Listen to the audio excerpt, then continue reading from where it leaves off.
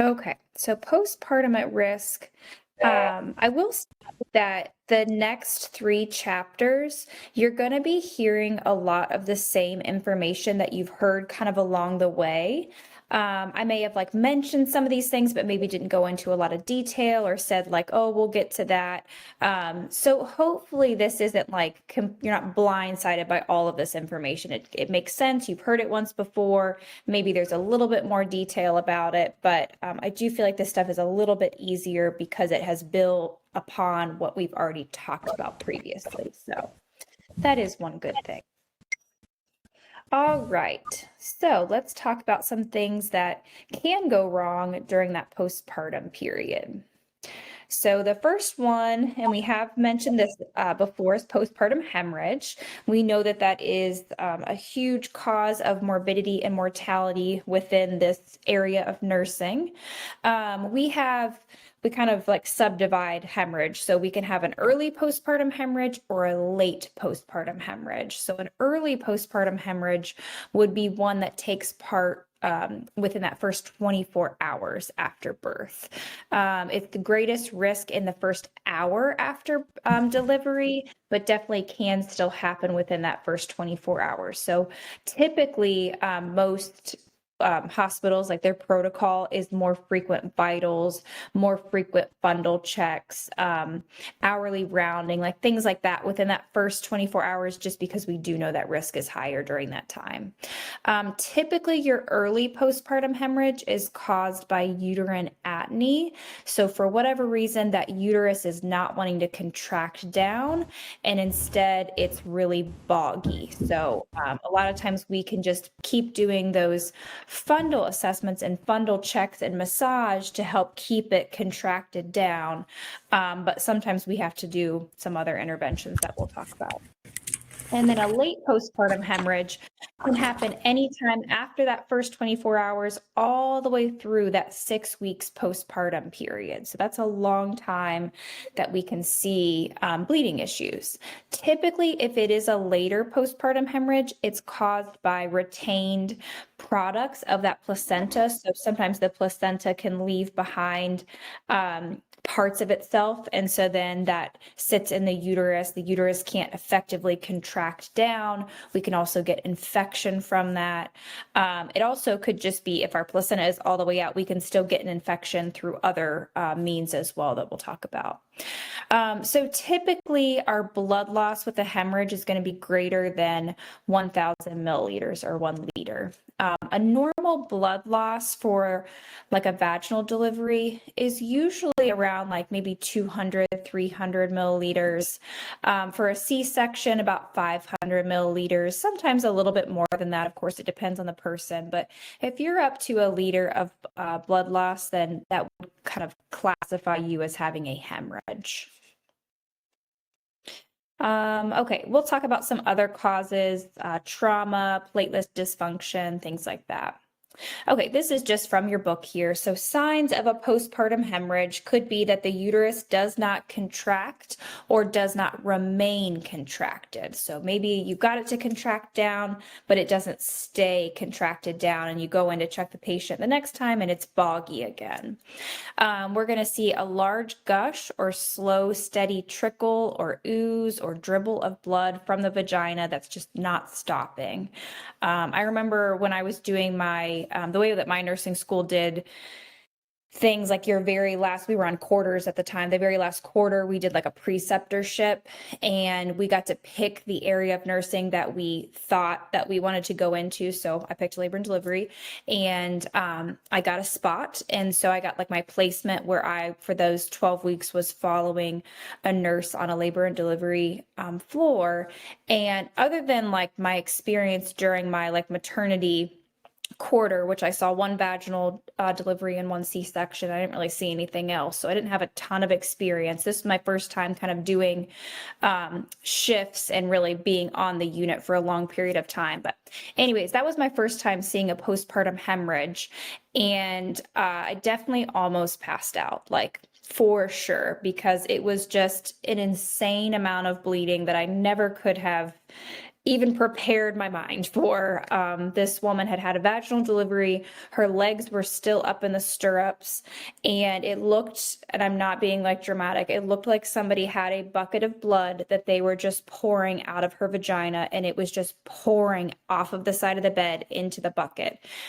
It was the most disturbing thing I had ever seen at that point. Definitely seen more disturbing things now, but at that point in my nursing career, that really rocked my world. So postpartum hemorrhage is no joke. That amount of bleeding, you will not see in just your normal life typically. Thank God, because it is very, very scary. So anyways, large gush. And then when we are doing our pad checks, when we're going in to check our patient's peri pad, if they are soaking one of those pads in an hour or less, that is definitely a red flag. And then certainly here, this says per 15 minutes. That's a large amount of blood if you were able to soak a pad in 15 minutes. Usually our reference range is 1 pad, less than 1 pad per hour. If the patient is having severe unrelieved perineal or rectal pain accompanied with that bleeding, a lot of times there's maybe a tear or some type of injury that took place that we just couldn't visualize and it wasn't repaired, and so it's bleeding from that area. And then moms obviously can get tachycardic. Okay, so let's talk a little bit more about uterine atony, or like a boggy uterus. So when we are checking our patient's abdomen and doing our fundal assessment, typically we're going to start at the belly button because that's where we expect it to be. But if we have uterine atony, we're not going to feel the fundus there. So we have to kind of go searching for it. So it would be above the belly button. And because it's soft, it's more difficult for us to palpate. So we have to kind of massage the abdomen to get that uterus to hopefully firm up so we can feel where it's at and get it to contract down. Most of the time with that massage, the uterus will respond and it will become firm and hopefully go back down to where we would expect it to, the umbilicus, belly button, or below there, depending on how many days postpartum.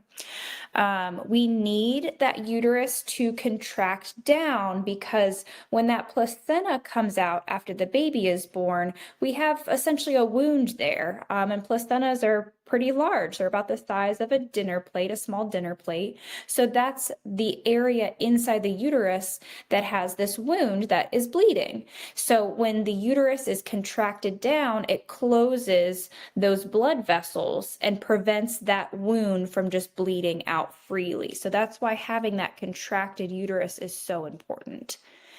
So our management is to try to massage that uterus. And if it is not improving, then we need to call our physician, call other nurses. We need to get help in there.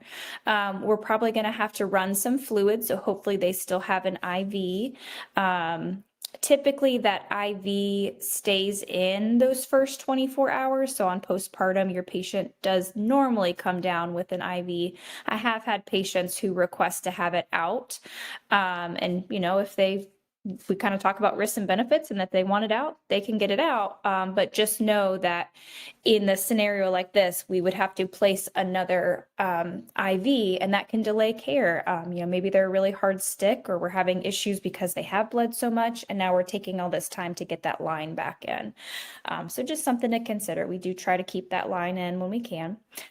So we can run a bolus or start an IV and run a bolus. And then there are medications that we can give to help that uterus contract down. And I'm pretty sure I have slides on these medications here. And then blood products if needed. Okay, yeah. So common medications that we use. So I had mentioned somewhere along the way, like a hemorrhage kit that we usually have for any delivery, especially a delivery that is high risk for hemorrhage, which we'll talk about who's high risk for hemorrhage. But within that kit, we'll have Pitocin, Methergin, Hemabate, and Cytotec. Those are the 4 things that medication-wise that we can give for hemorrhage. Now, typically, most women get IV Pitocin after birth anyways, even if they weren't on Pitocin for their labor part. We have a bag of pit that we immediately hang and spike and run in right when that placenta comes out. But in addition to that, we can give them additional Pitocin, or if we have somebody who comes in very quickly to deliver, we didn't have time to get an IV in them, then we can give Pitocin IM as well. So we'll have like a vial of it that we can give. So anyways, let's talk about Methergin. The usual dose is 0.2 milligrams. This is an IM injection. There are also tablets. I've never seen it in tablet form. I've only ever given it IM. We cannot give it IV. It can cause stroke. It will stimulate the uterus to have a sustained contraction. So it will keep it nice and firm and tight. We have to be careful with this medication if our patient has issues with high blood pressure. So if we have a patient who is hypertensive, they cannot have this medication. That would be a contraindication. So we do try to get a blood pressure beforehand. If their blood pressure is greater than, this says 130/80. I think that kind of depends on the facility that you work at. But basically, if they are hypertensive, they cannot have this. This medication does have to be refrigerated. And as you can see here, it comes in one of those ampules, those glass ampules. So you do need to be very careful when you open this medication. I would always take like an alcohol swab, like within its packaging, and I use that packaging to break that seal, and that way I don't cut my fingers. I will say that I have been cut many times by Methergin and Hemabate because you're in these situations where you have to react very quickly, and your hands slip, or everybody's just running around. It's very chaotic. So I have had many cuts from ampules. So just be careful. Don't be like me. And then of course, this is in our order set when we when a patient delivers, it kind of pops up typically in their order set, but the physician is the one who says, okay, go ahead and give them Methergin. It's not just something that we give willy-nilly. That would have to be something that the physician tells us to go ahead and give. Okay, and then the other medication that we can give IM is Hemabate. So Hemabate, same thing, it comes in a ampule, so careful opening that. It also is refrigerated and comes in that little hemorrhage kit a lot of times. It is kind of the same usage as far as it makes that uterus contract down, like a sustained contraction. Typical dose is 250 micrograms. The significant side effect here is diarrhea, pretty severe diarrhea, and pretty immediate diarrhea too. So we try not to use this, but if our patient's hypertensive, this is our other option. I think the only main contraindication that I know for Hemabate is somebody who is asthmatic, poorly controlled asthmatic. They are not a good candidate for Hemabate, but most of the times this is the one that we would give if we can't give Methergin. So, but that diarrhea it's a nasty, nasty side effect, but this medication is very effective. So better to have some diarrhea than to have your patient hemorrhaging. Let's see, it also can cause nausea, vomiting, fever, and chills. I didn't really see that quite as much, but. And then I don't know if I guess I don't have a slide on Cytotec, but Cytotec is another medication used for postpartum hemorrhage. Cytotec, if you remember, is also one that we can use for induction. It comes in pill form. So Cytotec has a lot of different uses when we talk about the OB world. So we can give Cytotec if somebody's having a miscarriage and we need to help them kind of complete that miscarriage. It can be used for abortions. It can be used for induction, and it can be used for postpartum hemorrhage, because in each one of those scenarios, what we're trying to do is get that uterus to contract down. So it kind of makes sense why we would use it for all of those different things. The dosage is different for each scenario, but for a postpartum hemorrhage, it comes in tablets. You would get 10 of those tablets to equal, I think it's 1,000 micrograms, I'm pretty sure. Is that right, Nicole? Micrograms? Okay, good. I want to make sure I'm using the right unit. And it can be inserted rectally, vaginally, or given orally. If we're in a postpartum hemorrhage situation, usually it's rectally that we insert it. We don't do it vaginally because it's just going to come back out. We don't do it orally because we don't want it to take that long to work. So they will insert it rectally. And that's typically in your postpartum hemorrhage kit as well. Okay. So this is a picture from your book just showing you a nice contracted uterus. It's all pulled together. You do still have some bleeding, but very well controlled, as opposed to a uterus that is not contracted. It's boggy. You have uterine atony. Those are all the same ways to say the same thing. So it's not contracted down, and that blood is going to collect and pool and flow, and you're going to have more clots. And then another example of your fundal assessment or fundal massage. Remember, we use two hands. That hand up here is the fundus. This is the woman's bottom half. So we're massaging the fundus, and then we have our second hand right above the pubic bone to kind of support that uterus so that we don't have that inversion that can happen where the uterus flips inside out and comes out the vagina. Okay, so lots of risk factors for postpartum hemorrhage. And we've talked about quite a few of these things along the way, but just kind of seeing them all written out. So we talked about like overdistension, whether that's from macrosomia, a big baby, polyhydramnios, too much fluid, or more than one baby in there. All of those things are going to make the uterus bigger and bigger and get stretched more. A uterine anomaly, so just like anatomically, maybe there's a septum or something with the uterus that is outside of the norm. Poor uterine tone, so atony. A super long labor or a very fast labor, so either one of those extremes. Someone with preeclampsia. If we have an infection like chorioamnionitis, actually using Pitocin during labor, which seems a little bit weird because you're like, wait, we just said that we use Pitocin for hemorrhage, but Pitocin can you can get like oversaturated with it. So it can oversaturate your like oxytocin receptors, and then it no longer is able to do its job because you're like overloaded with Pitocin. So that's why I think I talked about that when we talked about like doing Pitocin breaks, like giving your body a break to clear out that oxytocin and then kind of start over again. So getting too much of that Pitocin throughout labor, and then when it comes time for postpartum, your receptors are already saturated, and then you start to hemorrhage, then Pitocin is not going to be as effective in contracting that uterus. Megan, I just wanted to stop for a yeah. second. I even said to some Sure. of the students yesterday in clinical, remember when I said that even like in labor, sometimes, you have ordered to give 1 to 20 milliunits per minute of Pitocin. So sometimes you'll see these people not contracting sufficiently. So you might need to, like, even if they get up to 20 milliunits per minute after, you have your fetal heart tones good, and you're like, okay, I'm up to 20. Now what do I do? So like Megan's saying, at this and you're like, well, what do I do now? You cut it back and, your oxytocin receptors are overloaded. You can restart it by half and rebuild.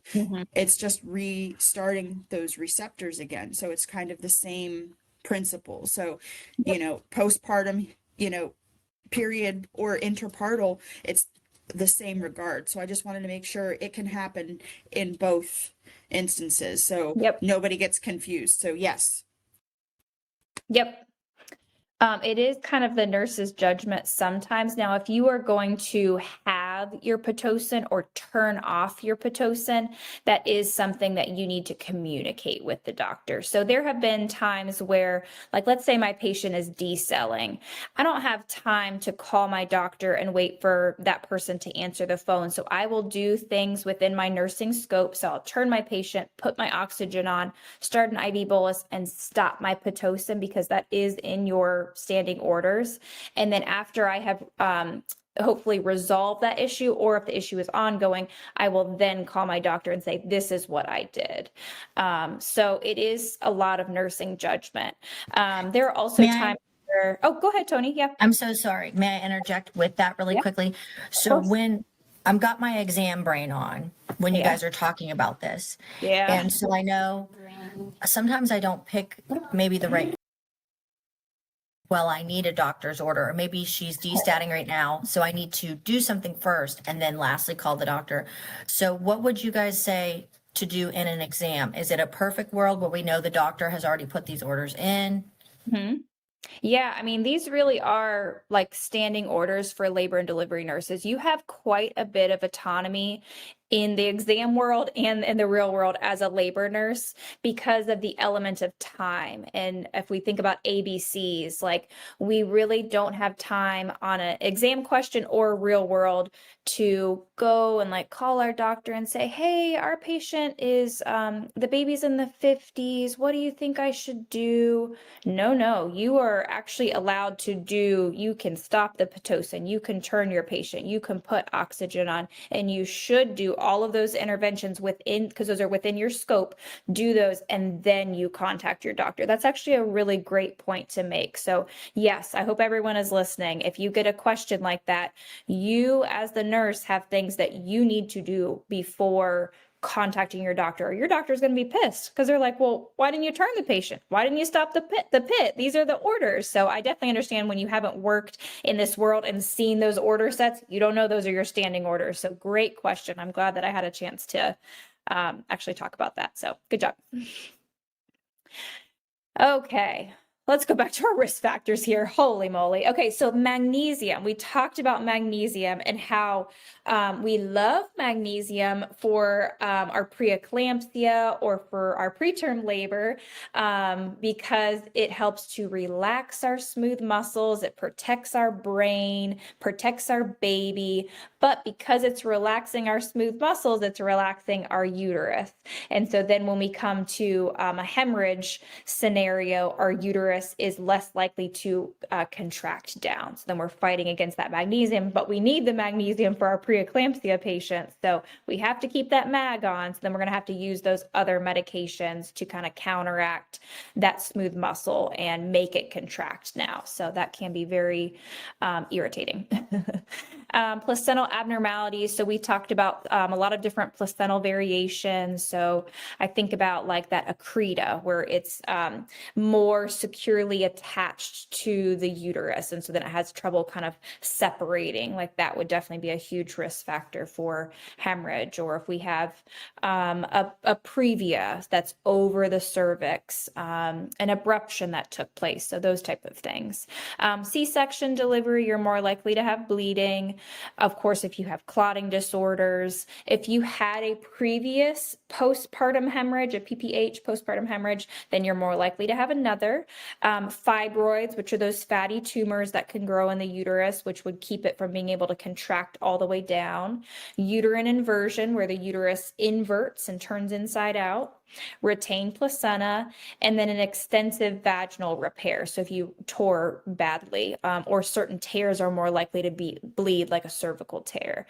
Another thing that's not on here, but I do want to mention as a redhead myself, redheads are actually more likely to have a postpartum hemorrhage. And I noticed that I think it was the second time, I don't think I remember this with my first baby, but with my second baby, just because I had red hair, they opened up the whole screening tool for postpartum hemorrhage. Even though with my first baby, I did not have a hemorrhage, but because I had red hair, that was one of the things that like was a red flag for them, red.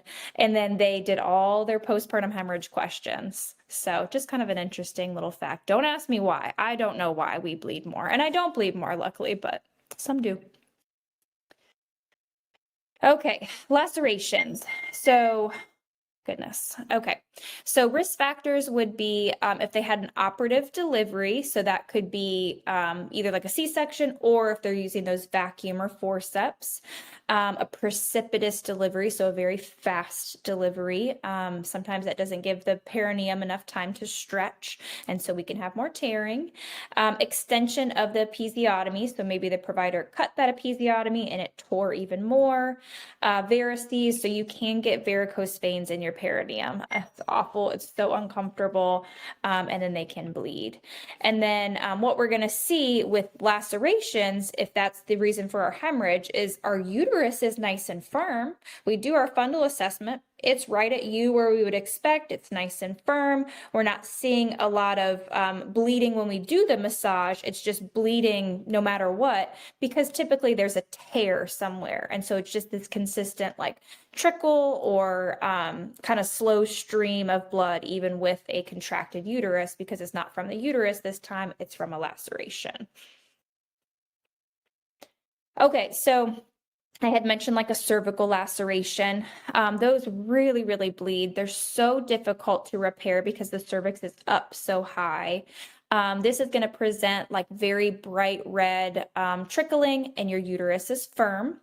It can also involve the lower uterine segment, so that very the lowest portion of the uterus where it kind of thins out. So that's going to bleed quite a bit. And these do need repaired in the OR. So we need full anesthesia to get that person completely comfortable and relaxed. And then we need lights and all kinds of instruments to be able to get in there and thoroughly repair that. We can also have vaginal tears like up in the vaginal wall, which are very, very common. Normally this is going to be like a darker color, darker trickle of bleeding, harder to find. They're just difficult to see.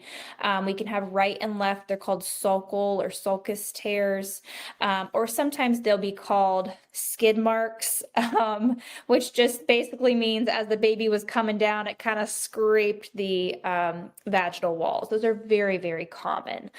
But sometimes if they're deep enough, they really bleed quite a bit and they're difficult to repair and to identify sometimes. But normally we can repair those in the delivery room. It just takes a little bit longer. So as long as that mom has good anesthesia on board, that's plenty for them to be able to do that repair.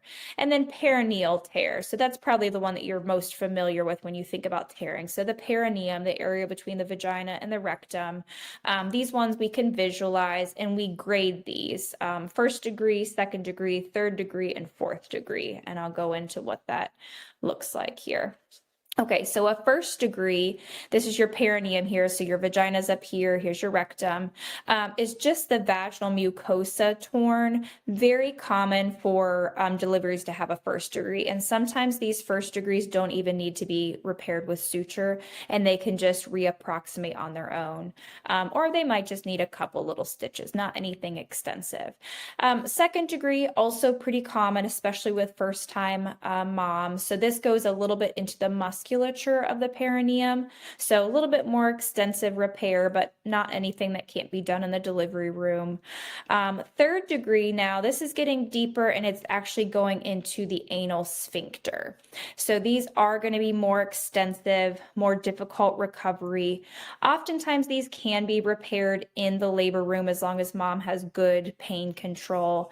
Now a fourth degree is where we go all the way from the vagina completely through that sphincter into the rectum. So now that whole entire area is becomes one. So that is clearly very extensive, and you will most likely go back to the OR to get good pain control and then do a very thorough repair to make sure that we have two separate areas, so vagina and rectum, and they're no longer open to one another.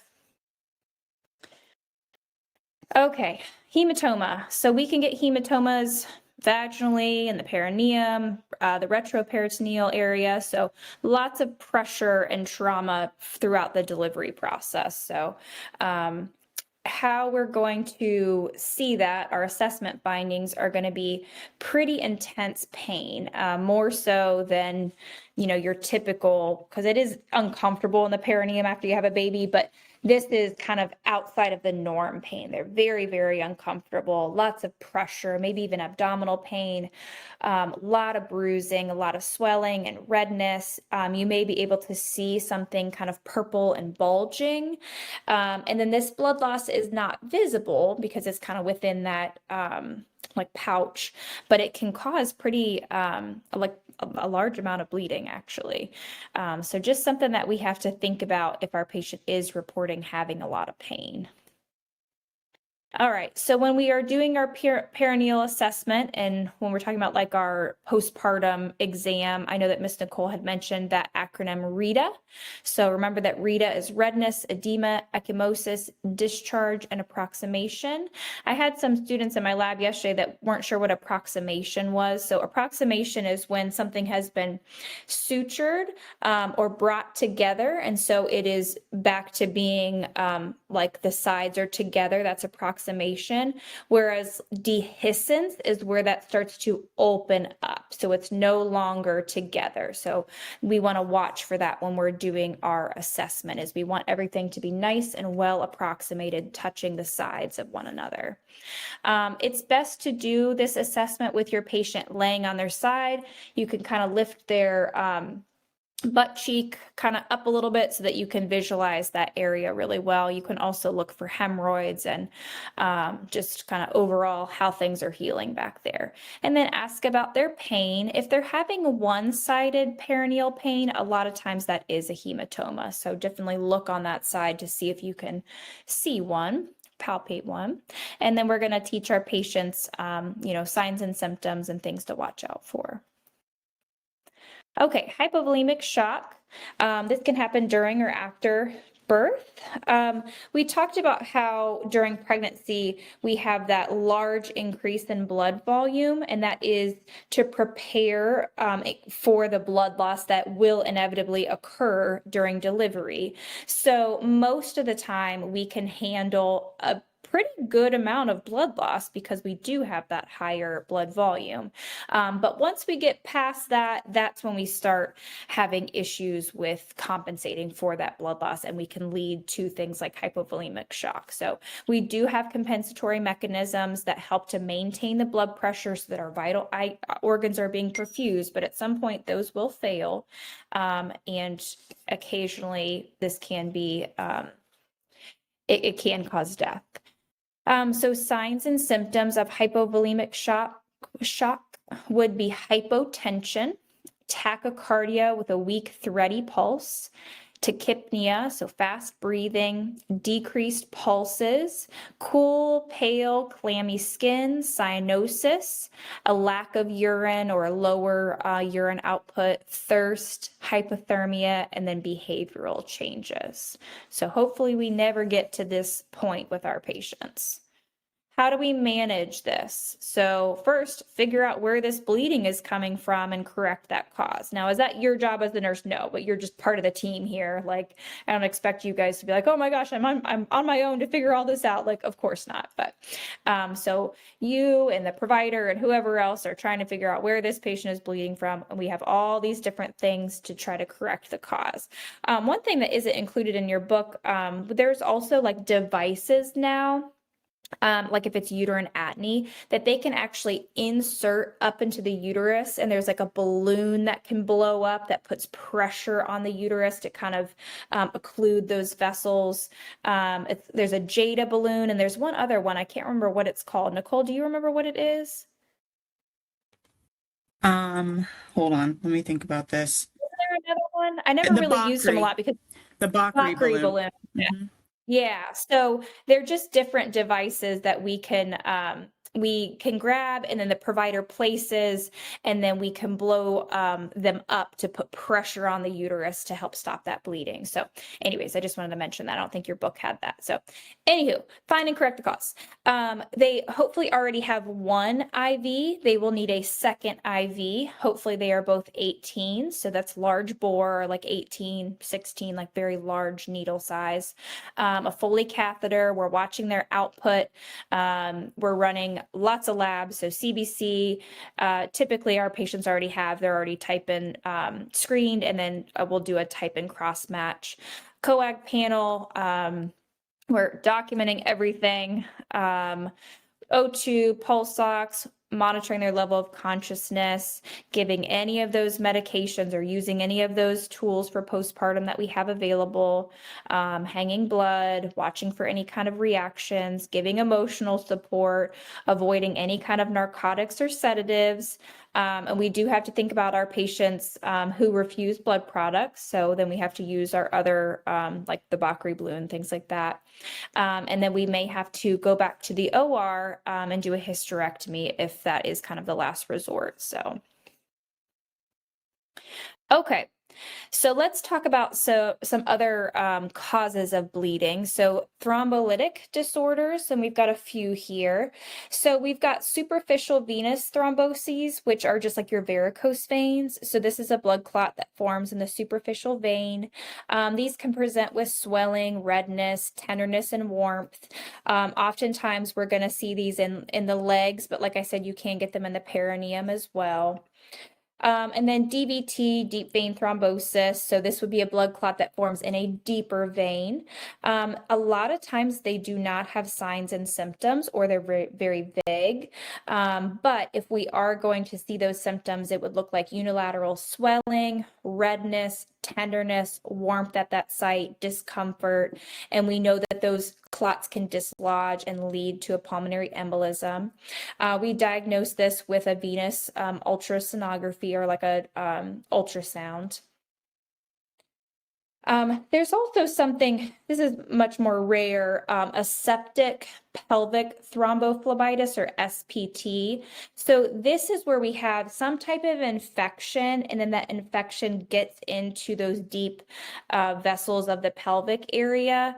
And it can be really difficult to diagnose and to treat. So I've actually never seen this before, but these patients would need a combination of antibiotics and anticoagulants, pain medication, all kinds of stuff. And then pulmonary embolism, which you guys have already talked about that, I'm sure, but that is something that we need to watch out for with our pregnant patients, especially if they have a known DVT already. Okay, so some risk factors. Already, we know that they're at higher risk because they're pregnant and postpartum, but delayed ambulation. So that's a big one. We don't want our patients just staying in bed. Now, of course, there are certain conditions, like if they have severe preeclampsia, they may have to stay in bed, but then we'll have other prophylactic, like SCDs, and they may be on anticoagulant therapy. But for our other patients, we want to get them out of bed and walking and moving around, sitting in a chair, getting back up, walking around the room, walking in the halls. So that is a huge thing that we can do, even our C-section patients. If they have history of clots, of course, they're going to be at higher risk for these things. Obesity, advanced maternal age, diabetes, pre-existing cardiovascular disease, if they had a C-section, sepsis, and smoker. Oh, there's even more. Trauma, prolonged labor, or prolonged time in the stirrups. So if you think about our woman, maybe she's been pushing for 4 hours, being in that position kind of on her back with her legs up in the stirrups can increase her risk of having a clot. Increased parity, so the more babies that you have. Dehydration, if you have a family history of clots. Use of forceps, and then air travel. So our assessment findings for those superficial, like varicose veins, you're going to have unilateral pain and tenderness, redness, swollen, hot and tender, maybe a fever. So you can see how that could indicate a DVT. So we always have to rule out a DVT with some imaging. DVT is going to be your unilateral pain, edema, warmth. We don't do Homan sign anymore, so we kind of use these other findings, and may have a fever as well. That pelvic one that I had mentioned, the one that's like less common, abdominal pain or like pelvic pain, guarding, fever because it is an infection, tachycardia, rope-like tender mass near the uterus, and then just other signs of wound infection. And then a PE, we're watching for dyspnea, tachypnea, shortness of breath, chest pain, just kind of like that that apprehension. So your patient may report that they feel like something bad is going to happen, that sense of doom. And you will have patients along the way that will say some crazy stuff, and it makes your heart drop to your butt. Like, I feel like something bad is going to happen. I feel like something's not right. Listen to your patients when they say that, because that is scary stuff right there. Okay, so how do we manage this? With our varicose veins, they're usually self-limiting, not really associated with big blood clots. So treatment is kind of conservative. NSAIDs, if we're not pregnant, if you're pregnant, we can't have NSAIDs. Rest, heat, elevation, compression, things like that. And then, like I mentioned, we do need some Doppler studies to rule out DVT. DVT, if they are untreated, there's a 25% result in having a pulmonary embolism. So we need to identify this and treat this. The mortality rate from a PE is 15%, which is just crazy. So we use our Doppler studies and venogram to diagnose, and then they will have all the same treatment in addition to anticoagulant therapy. So it just depends on, are they pregnant? Are they postpartum? Kind of what we use to treat that. Okay, so postpartum infection, lots of different infections that we can see postpartum. Most commonly, these are going to involve the reproductive tract, the breasts, the wound, so whether that's a wound from a C-section or from maybe a tear or a episiotomy, or having like a UTI. So they're going to have fever. These are some common bacterial causes. Non-elective cesarean delivery is a major risk. So we've talked about some scenarios where we're having to like rush back to the OR to get baby out. When that happens, all they do for asepsis, well, they'll get an antibiotic, but we will splash betadine, like literally when I say splash, like they take a bottle of betadine and just dump it on that woman's abdomen. Whereas if it is a planned C-section, usually we use something like ChloraPrep or I forget the name of the other one, but you prep the belly in a certain way and then you let it dry for a number of minutes. So it's just more of a process to ensure that there is no bacteria, whereas just a splash of betadine and then a scalpel, there is still going to be some bacteria present. We do give antibiotics, but you can see how you would be at higher risk for an infection. And then we can have infection that spreads to other areas. So UTI, you guys are probably all familiar with UTI. This is probably the most common postpartum infection that we can see. It can lead to pyelonephritis, so that infection can spread upwards to the kidneys. So if it's in the bladder, we're going to have urinary frequency, urgency, burning and pain upon urination, low-grade fever, and maybe just some like discomfort in the pelvic area. Pyelo is going to be more severe, burning, pain, urgency, frequency, high fever, flank pain, nausea, vomiting, chills. So pretty miserable with pyelo. And that's something we see quite a bit in pregnancy too. So we diagnose this with a urinalysis that we can send off. We can also do blood work on mom, treat it with antibiotics and antipyretics like Tylenol, good hydration. So either they being IV hydrated or orally hydrated, and then good perineal hygiene. So we're providing comfort, adequate hydration, and education. Another infection that we've mentioned a little bit is endometritis. So that would be the lining of the uterus, the endometrium, gets infected. So this is about 2% of vaginal deliveries and about 15% of C-sections. So we do give prophylactic antibiotics before C-sections or during C-sections to help decrease this, and it really has helped decrease it. Clinical manifestations of endometritis would be fever, uterine tenderness. Their bellies are really, really sore, tachycardia, and then just like midline lower abdominal pain. Diagnosis, so CBC, signs and symptoms. Sometimes we can do an ultrasound and we can see like retained placenta or an abscess or something like that that's causing it.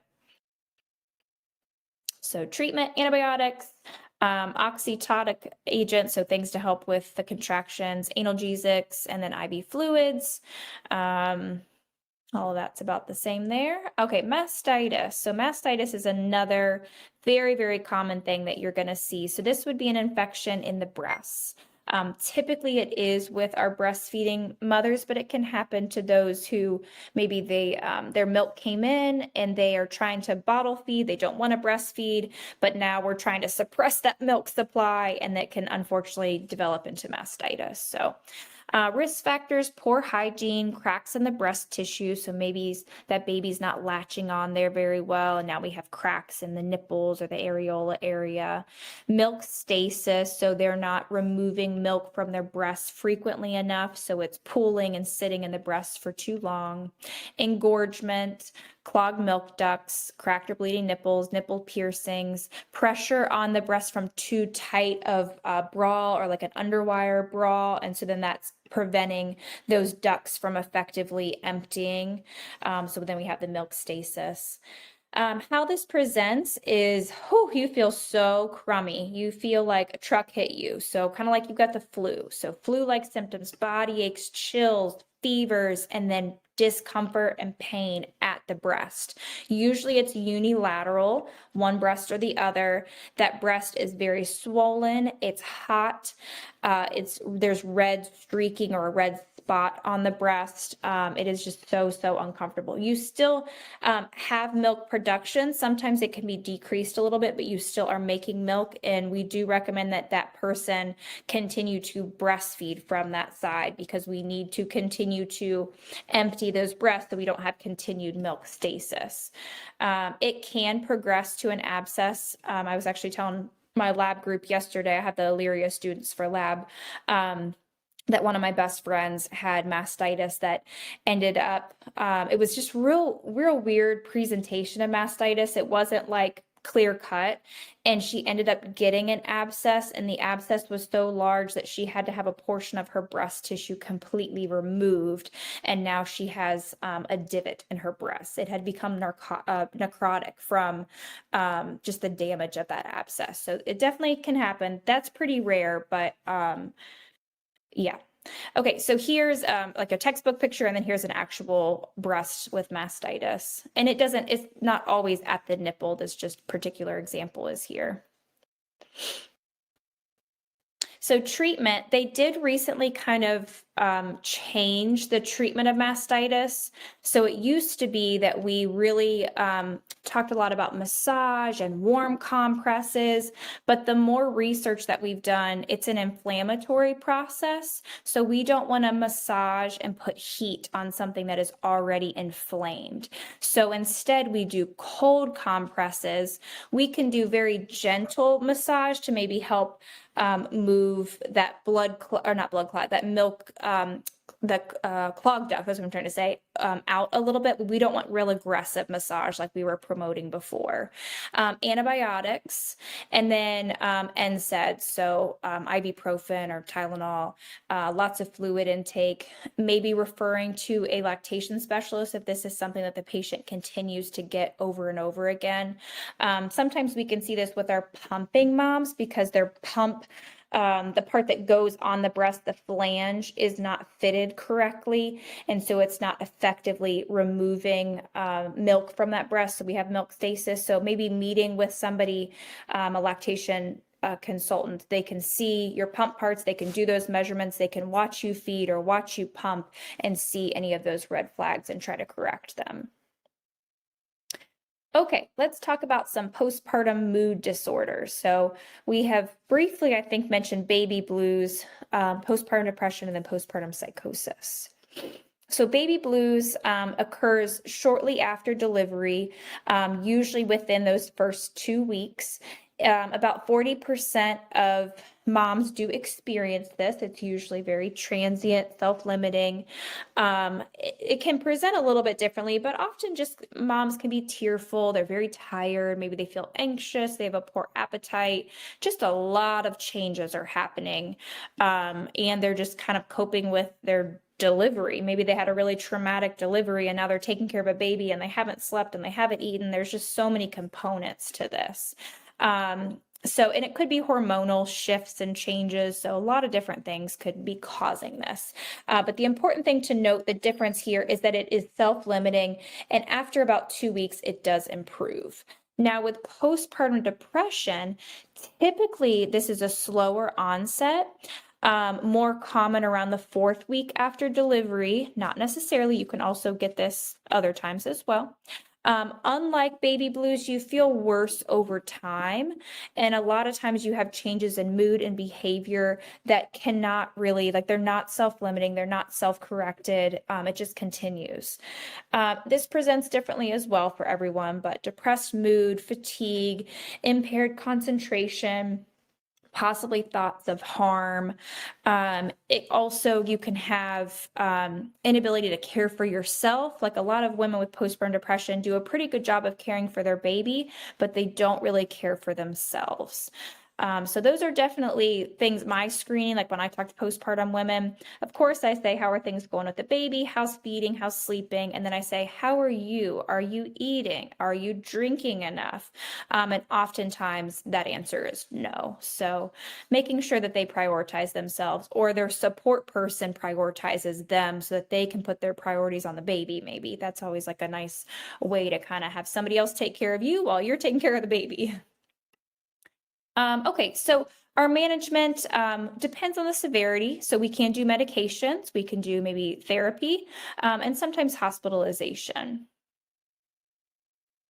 So lots of different factors that can contribute to postpartum depression. Here's just a few, but unresolved feelings about the pregnancy. So not all pregnancies were planned or even wanted, and now you're having to kind of shift your whole mindset to this new way of life.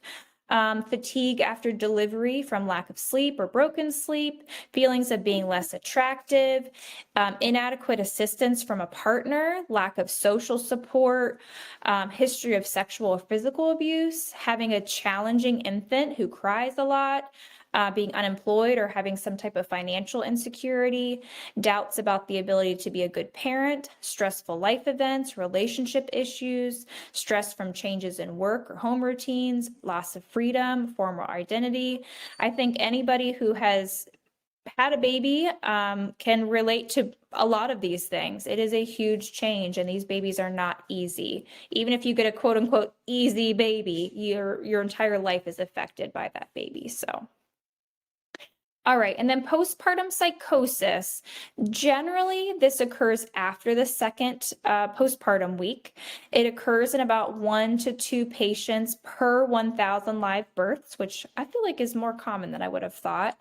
It is an abrupt onset, very unexpected, but a lot of times those with a previous mental health history are at a higher risk for getting psychosis. Assessment findings, we're going to see sleep disturbances, agitations, delusions, hallucinations. Risk factors would be personal or family history of major psychiatric illness. Management, this one we really have to aggressively manage. So once it is identified, these patients do typically need hospitalization, medications, and ongoing therapy, because this is what we kind of hear about in the news with mothers who harm themselves or harm their babies. So it is very, very rare that it escalates to that point, but just something that we always need to be paying attention for those red flags. Okay, that was postpartum at risk. All right, let's go ahead and switch gears over to newborn stuff, newborn at risk.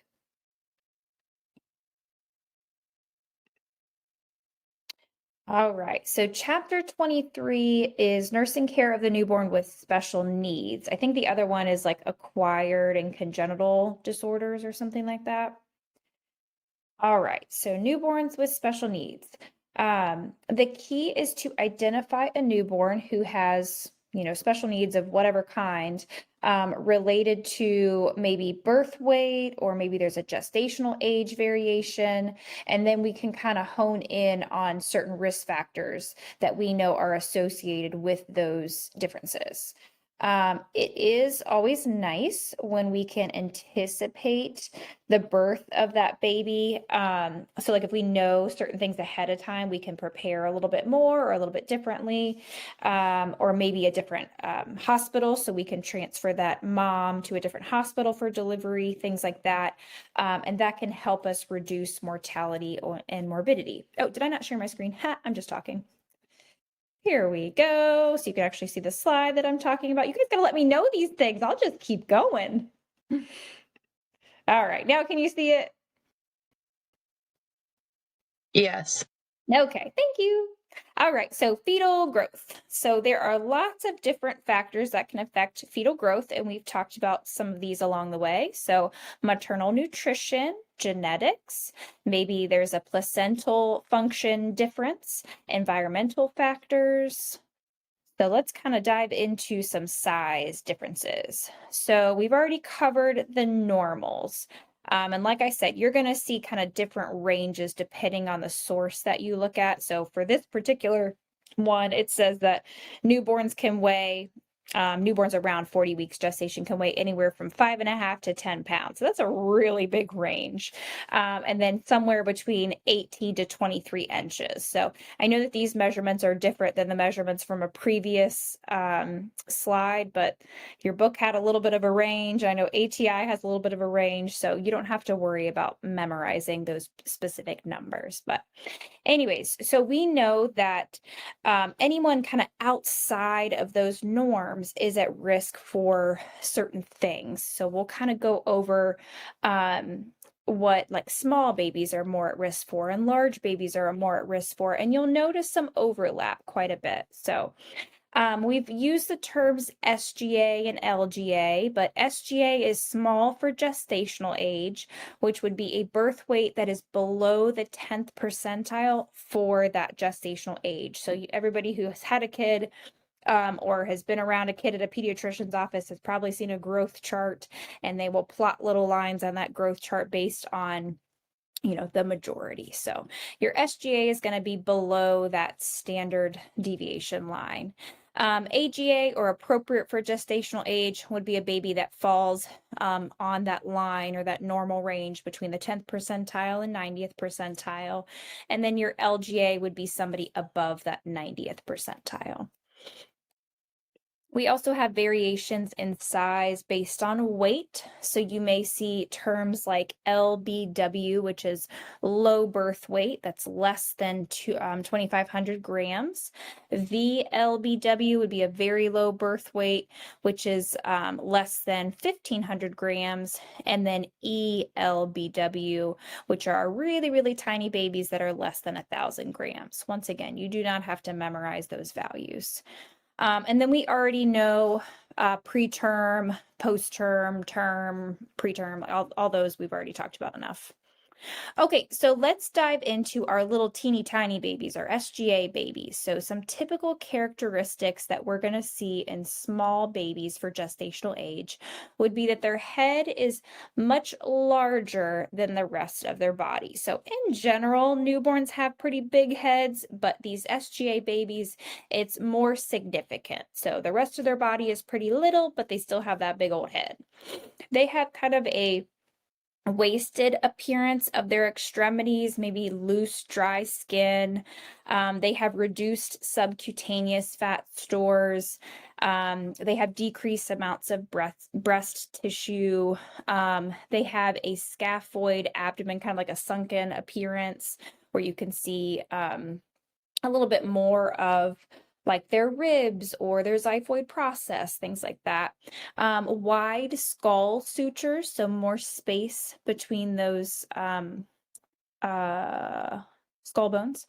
Poor muscle tone, and then like kind of thin, wimpy umbilical cords. So we've kind of seen pictures, or maybe you've seen in clinical, those nice thick umbilical cords with all that Wharton's jelly.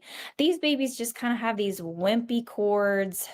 You can really tell the difference. Like this baby comes out and you're like, ugh, that cord looks like crap. So once you've seen enough umbilical cords, you can tell the difference. All right, so a type of SGA and the most common cause of SGA is IUGR, or intrauterine growth restriction.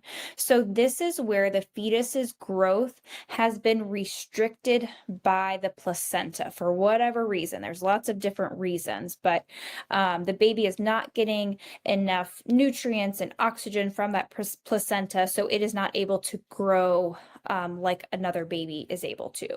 So for our IUGR, or our fetal growth restricted babies, their birth weight is below the 3rd percentile. And then also there's other like factors. If it's like a severe IUGR, there's just like some qualifying features. You do not have to memorize this.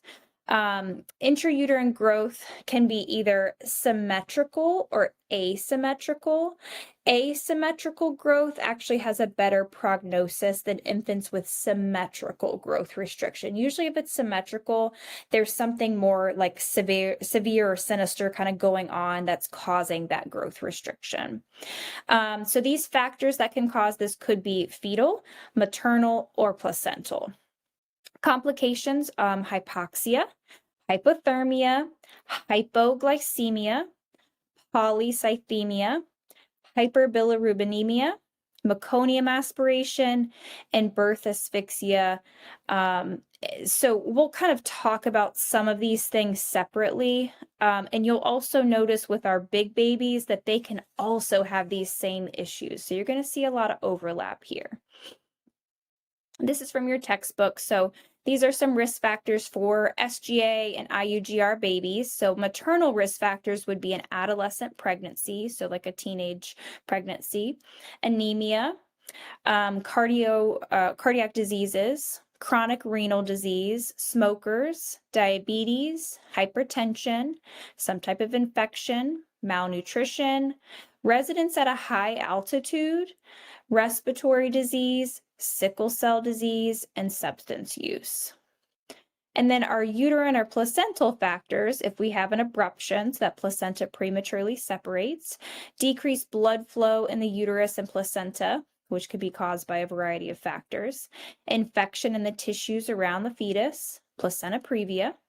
And then our fetal factors, some type of birth defect or chromosomal abnormality, an infection, or multiple gestation. I know we had mentioned briefly when we talked about twins, how they can have twin-to-twin transfusion, where they have one placenta but 2 babies. So you have one placenta that's trying to equally supply both babies, and it doesn't always happen that way. And a lot of times they will have trouble with growth. Okay, so what do these IUGR babies look like? They are scrawny, they have low body fat, large heads in relation to their body, oval faces, small stomach capacity. They are physically mature and can suck, but it just takes a lot out of them. So their energy reserves are much, much lower. They don't really have like a catch-up growth, like they have trouble with kind of meeting those developmental milestones and gaining weight and kind of getting caught up with their peers of normal, of like AGA. Nursing implications, we are going to prevent heat loss. We're going to monitor those blood glucose levels and try to feed early and often, monitor for respiratory complications, and manage that jaundice or hyperbilirubinemia. Some common problems that we might see. Perinatal asphyxia. So a lot of times these babies do not tolerate labor very well. They're already compromised. They're already having issues with getting enough nutrients and oxygen, that the stress of labor is just too much for them. So they don't tolerate it well. Typically the fetal heart tones are not great on monitoring. And a lot of times these moms will end up having a C-section. Difficulty with thermoregulation because they have less muscle mass, hypoglycemia, they lack the adequate glycogen stores. So we're going to see signs of hypoglycemia like that jitteriness, respiratory distress, weak suck and cry. So blood sugar would be somewhere around less than 40. Remember, that can be a little bit different depending on the source. Meconium aspiration, hyperbilirubinemia. We'll talk a little bit more about this polycythemia, birth trauma.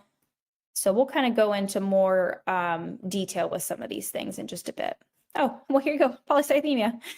So with polycythemia, most newborns don't show symptoms. In our babies with fetal growth restriction, so already they're having trouble getting oxygen and nutrients. So to try to counteract that, their little bodies will start to make more and more red blood cells. So that's that erythropoiesis. So they're making as many red blood cells, trying to get as much oxygen as that they can. But what happens is that then their blood volume becomes hyperviscous. And so then that can cause issues with moving that blood throughout their circulatory system. So there's poor perfusion to their organs. So it just kind of affects their development like completely. So they can have issues long term with cognitive or neuromuscular disorders because they weren't able to effectively like grow their central nervous system and things like that. About 1/3 of infants with polycythemia will also develop hyperbilirubinemia because what we talked about is at birth, we no longer need all of those extra red blood cells. So we start to try to get rid of all of those extra red blood cells. When red blood cells break down, they release that bilirubin. And then we have bilirubin levels that are getting higher and higher and higher. And then we get jaundice, and that can lead to kernicterus, where it crosses over that blood-brain barrier and starts causing neurological damage. So it's a cascade of events, not good. Okay, so what is our nursing management for these small babies? We are monitoring their weights, lengths, and head circumferences, watching their blood glucose levels, lots of vital signs, early and frequent feeding. Sometimes they do need an IV with dextrose to help counteract that hypoglycemia. We're monitoring for signs and symptoms of polycythemia and then jaundice, and then just kind of as those things arise, we're going to treat as they do. LGA, so large for gestation, so opposite end of the spectrum, but you will see some similarities here. So these are infants that are greater than the 90th percentile for weight at birth. Risk factors, so moms who are diabetic are more likely to have LGA babies. Multiparity, so the more babies you have, typically they get a little bit larger. If you have history of a big baby in the past, you're more likely to have another big baby. Post-dates gestation, so the longer that baby was cooking, a little bit bigger it's going to be. Maternal obesity, males are a little bit larger, and then just genetics. Some people just make big babies. So here's a big baby for you. They are so, so cute. I don't know a person who does not love a chunky baby, but they can be really difficult to stabilize. They do have quite a few issues. As cute as they are, as chunky as they are, I just love them, but I don't want to take care of them. Okay, so complications, so difficult deliveries. So we talked about shoulder dystocia. These babies can get stuck. With shoulder dystocia, we can have Erb's palsy, brachial plexus injury, fractures to the clavicle, the humerus, not good stuff. And I mean, shoulder dystocias can get really, really scary, and those babies can be without oxygen for a long time, and that obviously will lead to issues as well. They can have increased intracranial pressure. So we'll see that our symptoms would be those bulging fontanelles. So instead of having a nice flat, soft fontanelle, it'll now be bulging. They have a high-pitched cry and can have seizure activity because of that increased intracranial pressure. They also struggle with keeping their glucose normal, so hypoglycemia. We're going to see changes. Well, first you're going to see the jitteriness, poor feeding, weak cry, and it can lead to changes in consciousness, central cyanosis, all of that. And then we can see congenital and skeletal anomalies. They also can have issues with polycythemia. So they're going to maybe be kind of a ruddy or dusky color, lethargic, poor feeders.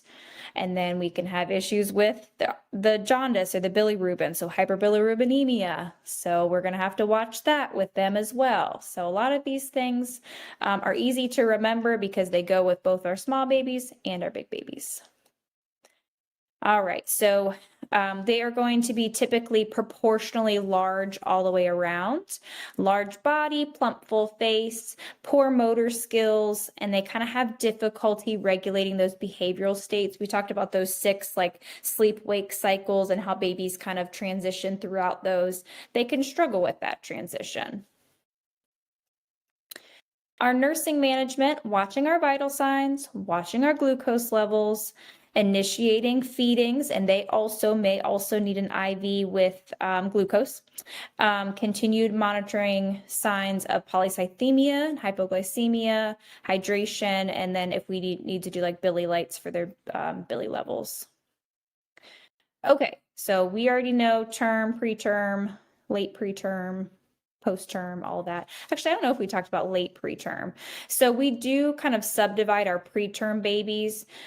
We have like our really, really early babies, like our 23, 24, 25 weekers, but we also have late preterm. So these would be babies born between 34 weeks and 36 weeks. Sometimes those babies do really well and they don't even need time in the NICU. Some facilities have a protocol that even if that baby is doing well, if it is less than 35 weeks gestation, it has to go to the NICU. So it just depends on where you work and the individual baby. Okay, let's talk about post-term newborns. So we've talked about how that placenta kind of poops out after 42 weeks and sometimes even before that. It just doesn't work as well. So these post-term babies typically have dry, cracked, wrinkled skin, and a lot of times they do pass meconium, so they may be stained with that meconium, and then they're at risk for meconium aspiration. They have long, thin extremities. They have very long nails, creases covering their entire soles of their feet, wide-eyed, alert expressions. They have lots of hair on their scalp. They have really kind of crappy umbilical cords again, and then limited vernix, the cheesy stuff, and lanugo because it's fallen off. Common problems, perinatal asphyxia because that placenta is not working as well, so they're compromised. Hypoglycemia, hypothermia, polycythemia, and meconium aspiration. Our nursing management, resuscitation if needed, blood glucose monitoring, initiation of feeding, maybe an IV with dextrose, preventing heat loss, watching for polycythemia. So you're seeing a theme here over and over again. Okay, so then the opposite, premature. So a delivery prior to 37 weeks. So we've talked about some of these risk factors already, but multiple gestation. So if you have twins, triplets, or more likely to deliver early. PPROM, so preterm, pre-labor rupture of membranes. An incompetent cervix, uterine anomalies, any kind of infection like a UTI. If you've had a previous preterm birth, you're more likely to have another.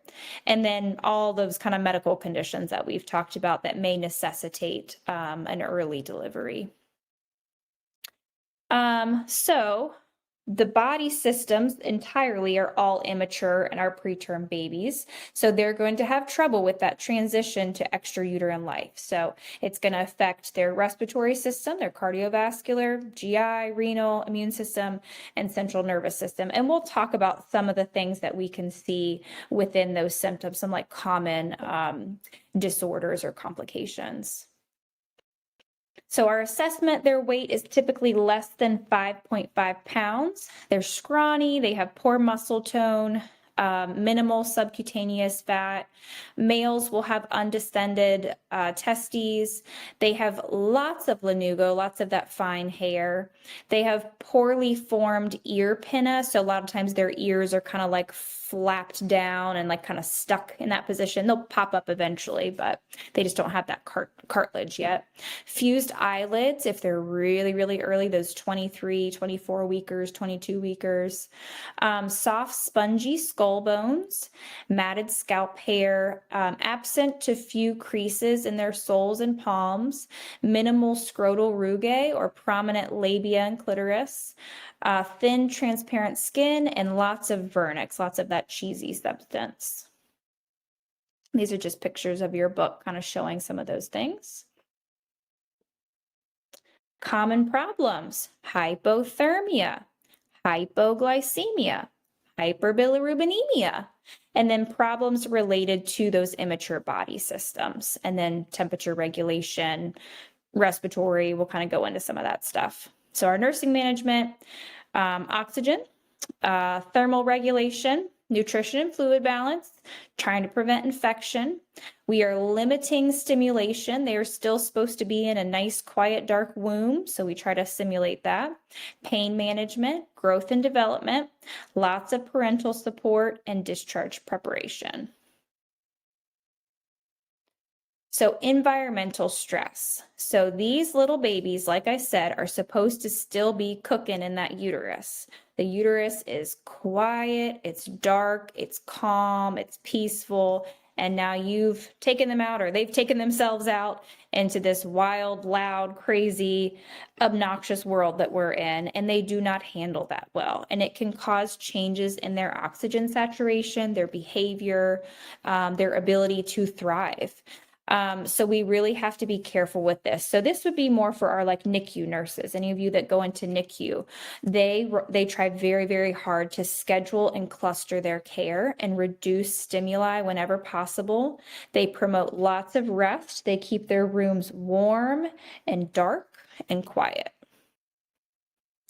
Signs that a baby can be overstimulated would be decreased O2 sat, blood pressure, pulse, and respiratory instability, cyanosis, pallor or mottling, flaring, nostril flaring, sneezing, coughing, and yawning, like more so than the typical, stiff extended arms or legs. They are very alert, maybe have a worried expression, gaze aversion, like they don't make eye contact, issues with regurgitation, gagging, hiccuping, and then arching. I wanted to say, Megan, before we go on to another thing, a lot of my students were able to see in clinical, some of these babies, I mean, and because of the epidemic with, narcotics with moms, yes, Opioids. the same overstimulation signs that we have presented here are the same signs that you're going to see with these babies that have been delivered to moms from opioids. Again, because remember how I told you, those nervous systems of those babies are overstimulated, right? So when they're born, they're still overstimulated. They're still trying to figure out that environment. So it's along the same lines. So I just kind of wanted to make sure I brought that to your attention as well. Yeah. Yeah, on top of just that general overstimulation, they're also withdrawing from a substance. So it's just incredibly hard for those babies. We actually talk about that, I think, in the next chapter. It's incredibly hard for those babies to kind of go through those sleep-wake cycles that I mentioned, hard for them to have any kind of consolability. They get very overstimulated by pretty much everything. Even just normal care is overstimulating to them. So yeah, very stressful. Okay, let's talk about preterm nutrition. So our little pretermers lack reservoirs of nutrients. They have little immature digestive systems. They have minimal or absent fat stores. They use up their glucose reserves, very quickly. They require more protein and minerals. They lack coordination. So just that simple act of suck, swallow, breathe to be able to take in a feed, they can't do yet. They don't have those skills. They become very fatigued just with the simple act of trying to breathe. So a lot of times we gavage feed these kind of like the late pretermers or kind of around that 30-ish on week, they will do gavage feeding because the act of suck, swallow, breathe is just too much for them. It's too exhausting and they can't take in enough of that feed before they are just done for. They're just tired. So we'll do gavage feeding a lot. Eventually, with those little gavage fed babies, we will want to transition them to take a bottle. So at some point, they will start showing us signs that they are ready to try to actually take a bottle and to feed in a quote unquote normal sense. So signs that your baby is ready to try bottle feeding would be rooting. So rooting is, if you touch their cheek, they move towards that side and they start like making that sucking motion. They might start to suck on their gavage tube, their finger, their pacifier. They are able to tolerate holding.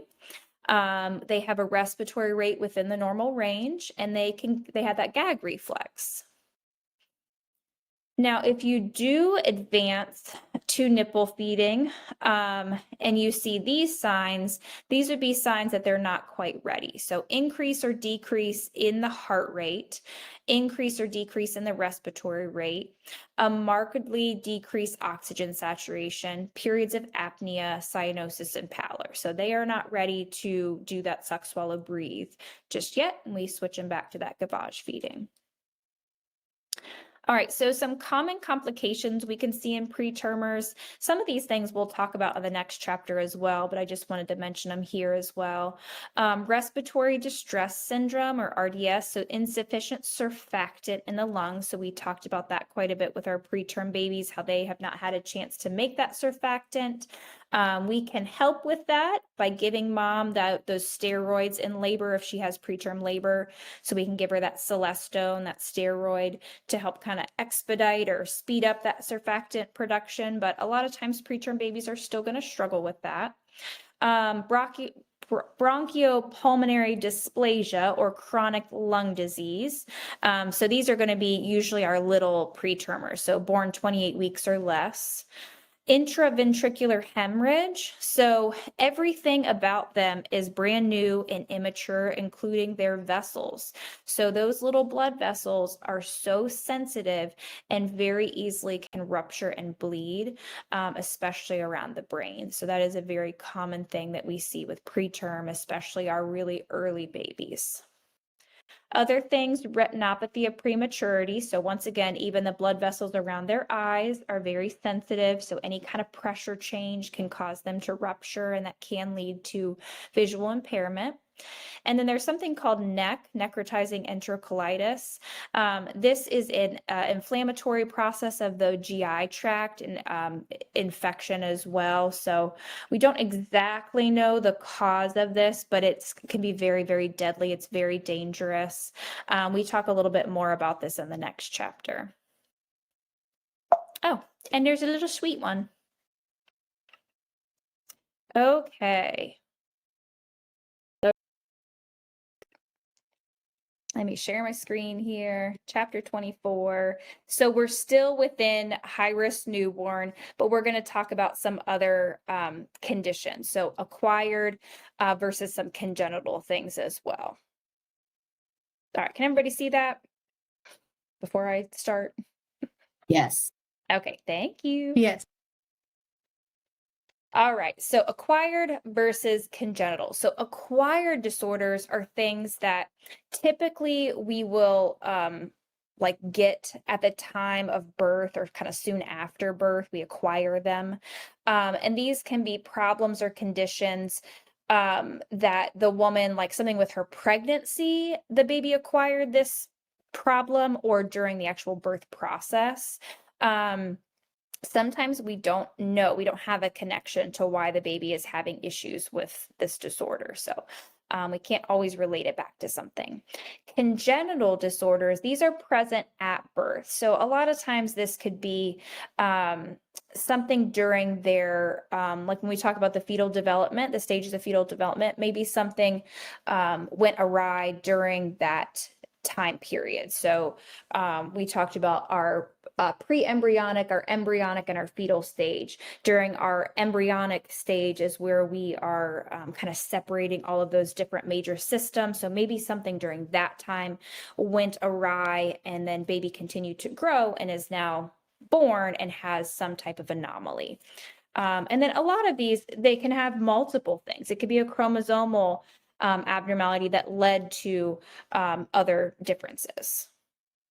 So some examples of some acquired conditions, things we would get maybe from the birthing process or from pregnancy: neonatal asphyxia, transient tachypnea of the newborn. We'll talk about these things too as we go along. Respiratory distress syndrome, meconium aspiration, persistent pulmonary hypertension, bronchopulmonary dysplasia, retinopathy of prematurity, some type of hemorrhage, that neck again. We can have issues from our diabetic moms, birth trauma, mothers who use some type of substance, hyperbilirubinemia, and then infections. So like I said, a lot of these things we've touched base on a few times. All right, so neonatal asphyxia. This is the failure to establish adequate sustained respirations after birth. So one of those causes could be maybe those fetal shunts don't close, and so we can't have that normal circulation and oxygen that we would expect when that baby makes those transitions. So our pathophys is insufficient oxygen delivery to meet the metabolic demands of that baby. Our nursing assessment is to try to figure out if they have risk factors for this ahead of time. And then when baby is born, we're doing that like APGAR score very quickly within that first minute. So we're looking at the baby's color, their breathing, heart rate. Eventually we'll get their temperature. So just kind of putting all of those quick assessment findings together and trying to make some connections. So our management would be immediate resuscitation if indicated, continued close observation, watching that temperature, monitoring those blood glucose levels, lots of support for our parents, and lots of education. Transient tachypnea of the newborn. This is pretty common. So this is when you have kind of extra fluid in those fetal lungs. So in utero, the lungs are filled with fluid, and then we know kind of through the birthing process, and as the baby matures, that fluid gets expelled from the lungs. Baby is born, may still have some fluid that, we're kind of sucking out, they're coughing up. But some babies have more than others. So they kind of have this respiratory, it's very mild respiratory distress within the first couple of days while they're trying to work out that extra fluid. So our nursing assessment could be if mom had a C-section delivery, this is more likely, or if mom was sedated or maybe got those IV pain meds when she shouldn't have, or she birthed very quickly. Babies are going to be tachypnic. They're going to have some grunting, retractions, labored breathing, nasal flaring, maybe some mild cyanosis. Their respiratory rates are going to be really, really high. So 100 to 140 breaths per minute. Barrel-shaped chests, slightly low breath sounds. We can see this on X-ray. Our management is going to be oxygenation, a lot of supportive care. These babies typically cannot eat by mouth yet because suck, swallowing, breathing, when your respiratory rate is already 100 breaths per minute, you don't have any extra time to be able to do the other things. So they will be gavage fed. I have oxygen on here twice, really meant that. And then just keeping their temperature at a normal range. Persistent pulmonary hypertension.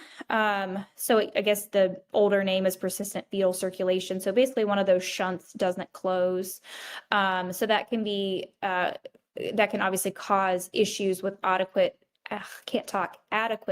oxygenation because the blood flow is all kind of in between this fetal stage and now like outside of the uterus stage. We haven't made that full transition. So the venous blood is diverted through the shunts into the systemic circulation and it bypasses the lungs. And then so that blood is not adequately oxygenated.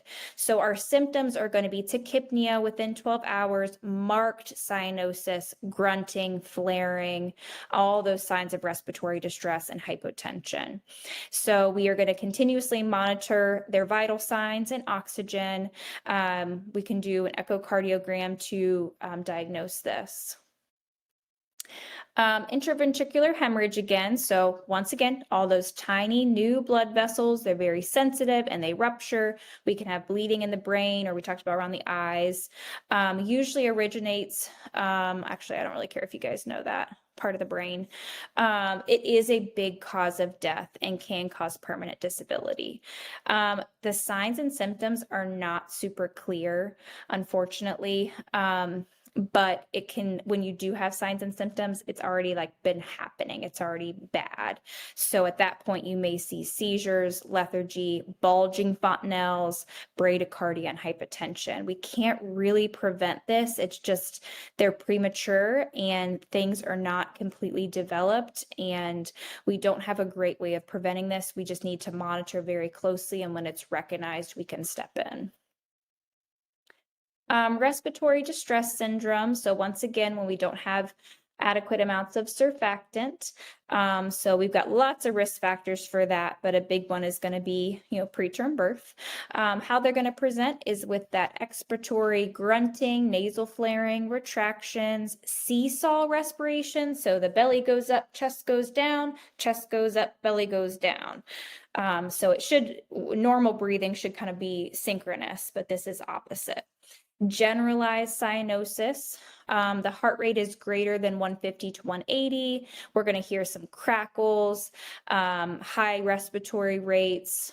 We're going to see this on chest x-ray. Our nursing management, obviously close monitoring, watching our vital signs. They're going to be on the monitor in the NICU. Some type of oxygen therapy, antibiotics if we suspect some type of infection. They also could be gavage fed or maybe IV fed. Blood glucose monitoring. We're also clustering our care. We can prone these babies, put them on their belly, and that can help them with breathing, or side lying, and then lots of support and education for our parents. As a note, you guys will notice a lot of these things. We're not going into a ton of detail, so don't feel like you need to go into a ton of detail. This is not a NICU class. It's just general information for you. So I don't want you to get concerned when you're hearing all of these new disorders. Oh my gosh, what was that one again? What do I need to know about that? It's on the slides. Whatever you need to know is on the slides. If you want to know more information, you can always look in your book or ATI or something, but just real basic stuff here. So I don't want you to feel overwhelmed by the amount of all these new conditions. So if you do decide to be a NICU nurse, you are going to dive way more into all of this. Okay, these are just types of oxygen therapy that we can see. You're probably familiar with a lot of these. Respiratory distress syndrome complications. We could have air leak syndrome. We could have issues with the lungs developing. We can have those shunts that don't close properly. So a patent ductus arteriosus means that it is still open. It can lead to congestive heart failure. We can have issues with hemorrhaging, neck that we mentioned. We'll talk about that again here in a bit. Complications from the other devices, like an IV that they have to have, they could get an infection from that or a clot from that. And then all of that kind of lack of oxygen can lead to developmental delay or disability. Meconium aspiration syndrome. So we all have talked to that one, I think, enough, but our risk factors, we've kind of covered that. So we are going to know when this baby is born if it had a bowel movement already, and kind of give us an idea of how long it's been sitting in that meconium too, because babies will literally be stained from that meconium. Both of my kids, I had meconium with both of my kids. Both of my kids came out greenish underneath their fingernails. It was in their ears, their hair, this greenish yellow. They were pretty gross. They did really well, luckily, but they were gross. If we do have meconium aspiration, we're going to see a barrel-shaped chest, prolonged tachypnea, increasing respiratory distress. We're going to see, retractions and flaring and grunting and cyanosis. We could do a chest x-ray to make this diagnosis as well. So our nursing management, we try ahead of time. If mom, when her water breaks, if we know that it's meconium stained, then we let the NICU know ahead of time. We let everybody know ahead of time. And that way at birth, we know that this baby is coming out already at high risk for aspiration. Sometimes they will try to prevent the baby from taking that first breath. So the second the head comes out, they already start sucking that meconium out of their mouth, or that fluid out of their mouth. So they don't even have a chance to like take that big inhale. They may have NICU present, or they should, hopefully at most hospitals, and they can hand the baby directly off of them to do like a deep suction. They can get all of that out as quickly as possible. They try not to stimulate the baby as much because they don't want to stimulate the baby, and the baby takes those breaths. Somebody saying something? Oh, no, I'm sorry. My kid hit the unmute. Oh, you're okay. No problem. I just want to make sure. Okay, so there are things that we can do to try to prevent this from happening, but sometimes it just happens. So suctioning at birth, adequate tissue perfusion, decrease in oxygen demand and energy expenditure, keeping our temperature normal, support and education. So all that's the same. Okay, so here's that neck again, necrotizing enterocolitis. So we have some type of bacteria that is able to get into the GI system. Just like with all the other systems we talked about, the GI system is also immature, and it can be more likely to be affected by bacteria than like, you know, a normal immune system and normal GI system that's been developed for a while. So it's just very sensitive. This neck affects about 10% of our little babies, and it has a 90% mortality rate with our like micro preemies, our really small babies. We do know that breast milk can help prevent this. Probiotics, IV fluids, and slow drip feeding. The signs and symptoms of neck are pretty vague as well. We may see some abdominal distension and tenderness, maybe some bloody stools, maybe some feeding intolerance, like some vomiting or spitting up. But eventually we're going to see sepsis, lethargy, apnea, shock. On imaging, they're going to see air in the bowel wall and dilated bowel loops. It can become necrotic, and they actually have to remove a large portion of the baby's bowels. So once this is diagnosed, we no longer feed baby by mouth. So they will now be fed through an IV. They have surgery if we do have any necrotic bowel, and then lots of supportive care, education, all of that. Okay, so a little bit about newborns whose mothers used some type of substance. So here would be alcohol, so fetal alcohol syndrome, or FAS. It's a spectrum, and it just really depends on that particular pregnancy and that baby. We don't know the amount. So there's no safe amount that has been proven. So it could be moms with chronic alcoholism, or those that are kind of low, moderate consumers of alcohol, that this affects their baby. Typically, these babies will start to exhibit withdrawal symptoms pretty shortly after birth. Usually the first couple of hours, they will go into withdrawal. Some clinical manifestations would be low birth weight, that's that LBW, low birth weight, small head height and head circumference. They just have certain facial features that are pretty distinctive, like with their eyes and their nose. They are more prone to respiratory difficulties, hypoglycemia, hypocalcemia, and hyperbilirubinemia. They have issues with their growth during infancy and through childhood. They can have brain damage and intellectual disability. When they do have those withdrawal symptoms, we're going to see these babies very hyperactive, very irritable. They have trouble resting, sleeping. They have tremors or seizures. So it just depends on how severe their withdrawal and like how much alcohol that mom used during pregnancy. So our nursing care, this is highly preventable. So doing lots and lots of education during pregnancy or during that preconception stage. For our babies, lots and lots of supportive interventions. A big thing is swaddling and decreasing that stimulation. We are ensuring adequate nutrition, giving medications to help with withdrawal, help with pain. We do small, frequent feedings, monitor their growth, their weight, their INOs, and then we always encourage the parents to be involved in the care of that baby.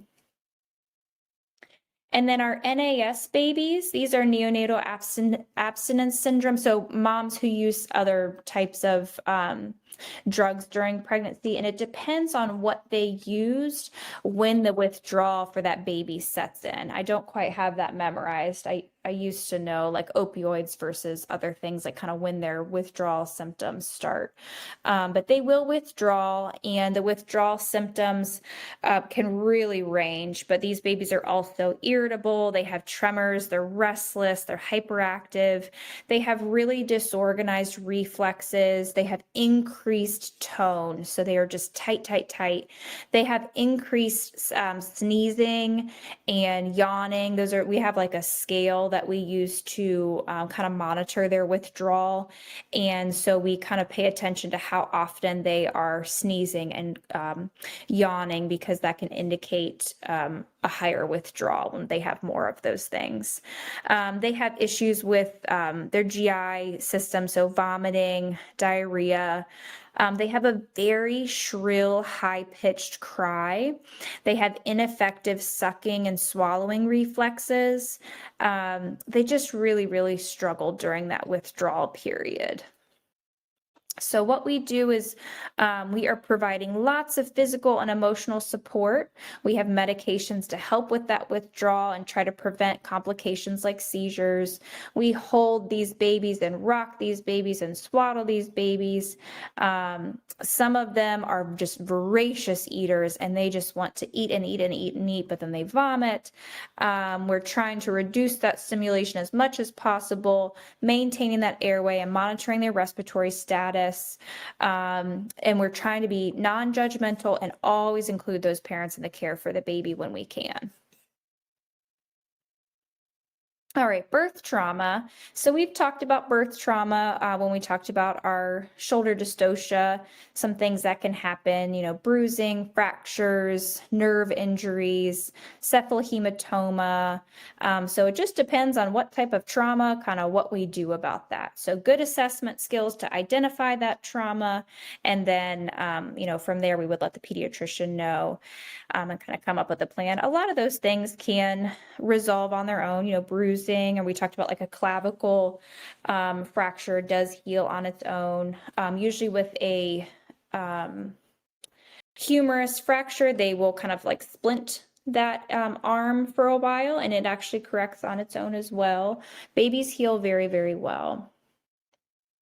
So our nursing management, a lot of supportive care, assessment for resolution or complications, lots of support and education, any kind of community referral. So usually we have lots of like resources for community help, support groups, all kinds of stuff. Depends on the scenario, but most hospitals have kind of connections for all that we can give to the parents. All right, and the word that I've mentioned about 1,000 times, hyperbilirubinemia.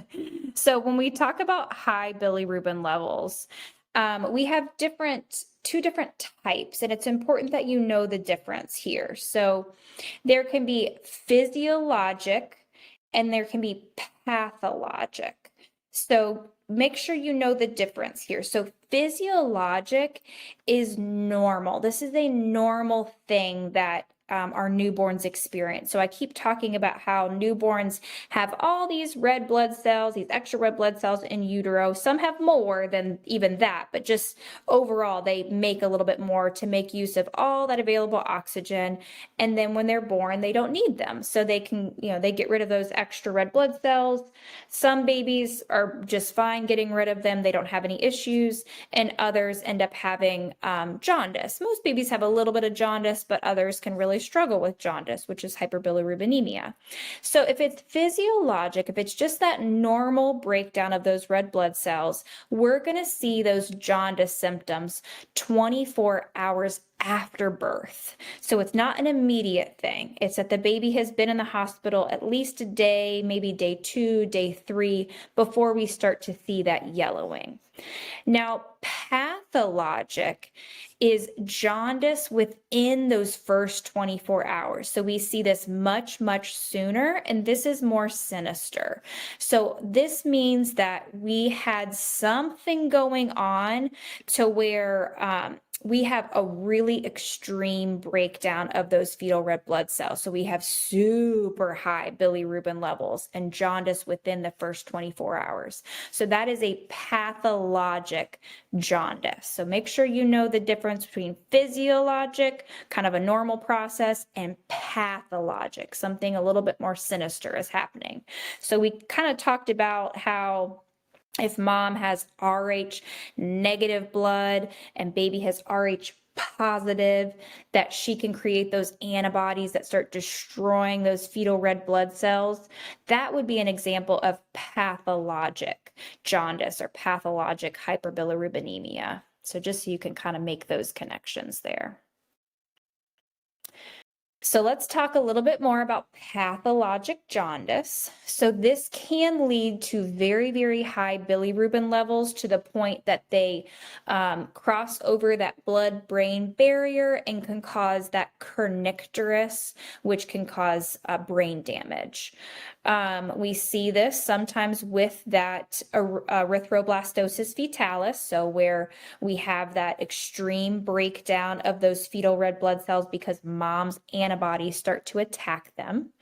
That's the condition, is erythroblastosis fetalis. Infants that are affected by that erythroblastosis fetalis often will develop hydrops fetalis. So this is where we have an abnormal fluid buildup and they get really edematous. They're very, very swollen.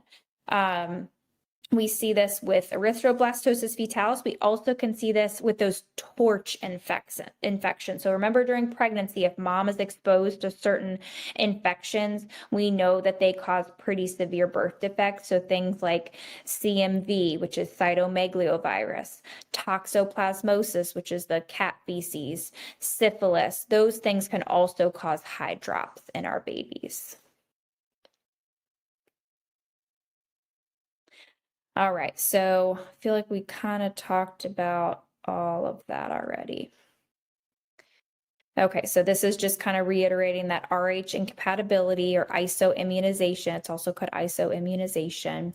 This is only an issue if mom is Rh negative and baby is Rh positive and she did not get that RhoGAM. And remember that first pregnancy is typically not affected because it takes our body a while to create antibodies. But that second pregnancy, mom already has those antibodies circling around. And if that next baby is also Rh positive, she immediately will start attacking those fetal red blood cells, and that baby will start to become severely anemic and could have that hydrops even at 12 weeks gestation, 13 weeks gestation. It's something that we can see on ultrasound. Some type of hemolytic disorder is happening. So this is kind of one of the many reasons that we do a blood type, an Rh type, an antibody screen at that first visit, because we kind of want to know ahead of time. We want a heads up. If that antibody screen is positive, then we know that we really have to watch the development of this baby. There are other antibodies as well. It's not just like this, the Rh antibody. There are other types of antibodies that we can have that fight other types of blood. So having a positive antibody screen is just kind of a red flag that we know during that woman's prenatal care, we need more aggressive ultrasounds, maybe better ultrasounds. Like sometimes they'll send them to a place that has better ultrasound equipment to get better imaging, because we just really want to make sure that we don't have an issue with the baby's growth. I don't know if we talked about ABO incompatibility. So separate from the Rh factor, moms with O blood types, either O positive or O negative, if their baby is an A, a B, or an AB, they also can have like a milder version of that incompatibility. It's usually not as extreme as that Rh factor. Often what happens is that baby will just have more issues with jaundice when they're born. And most of the times we can treat that with the Billy Lights. Occasionally we have to do exchange transfusions, but that's more likely with Rh incompatibility. So exchange transfusion would be like a blood transfusion where they remove those blood cells that are like sensitized by mom and they replace them with other blood. So it kind of mentions it here, but so our management phototherapy, which are your Billy lights, that's the most common treatment for bilirubin levels between 15 to 18. We place our baby under those special fluorescent lights. A lot of times that's done in the NICU, but they also can do it in like special care nursery or sometimes just regular postpartum rooms, depending on how high that bilirubin level is and what equipment that facility has. There are even some pediatrician offices that have Billy lights that they can send their patients home with.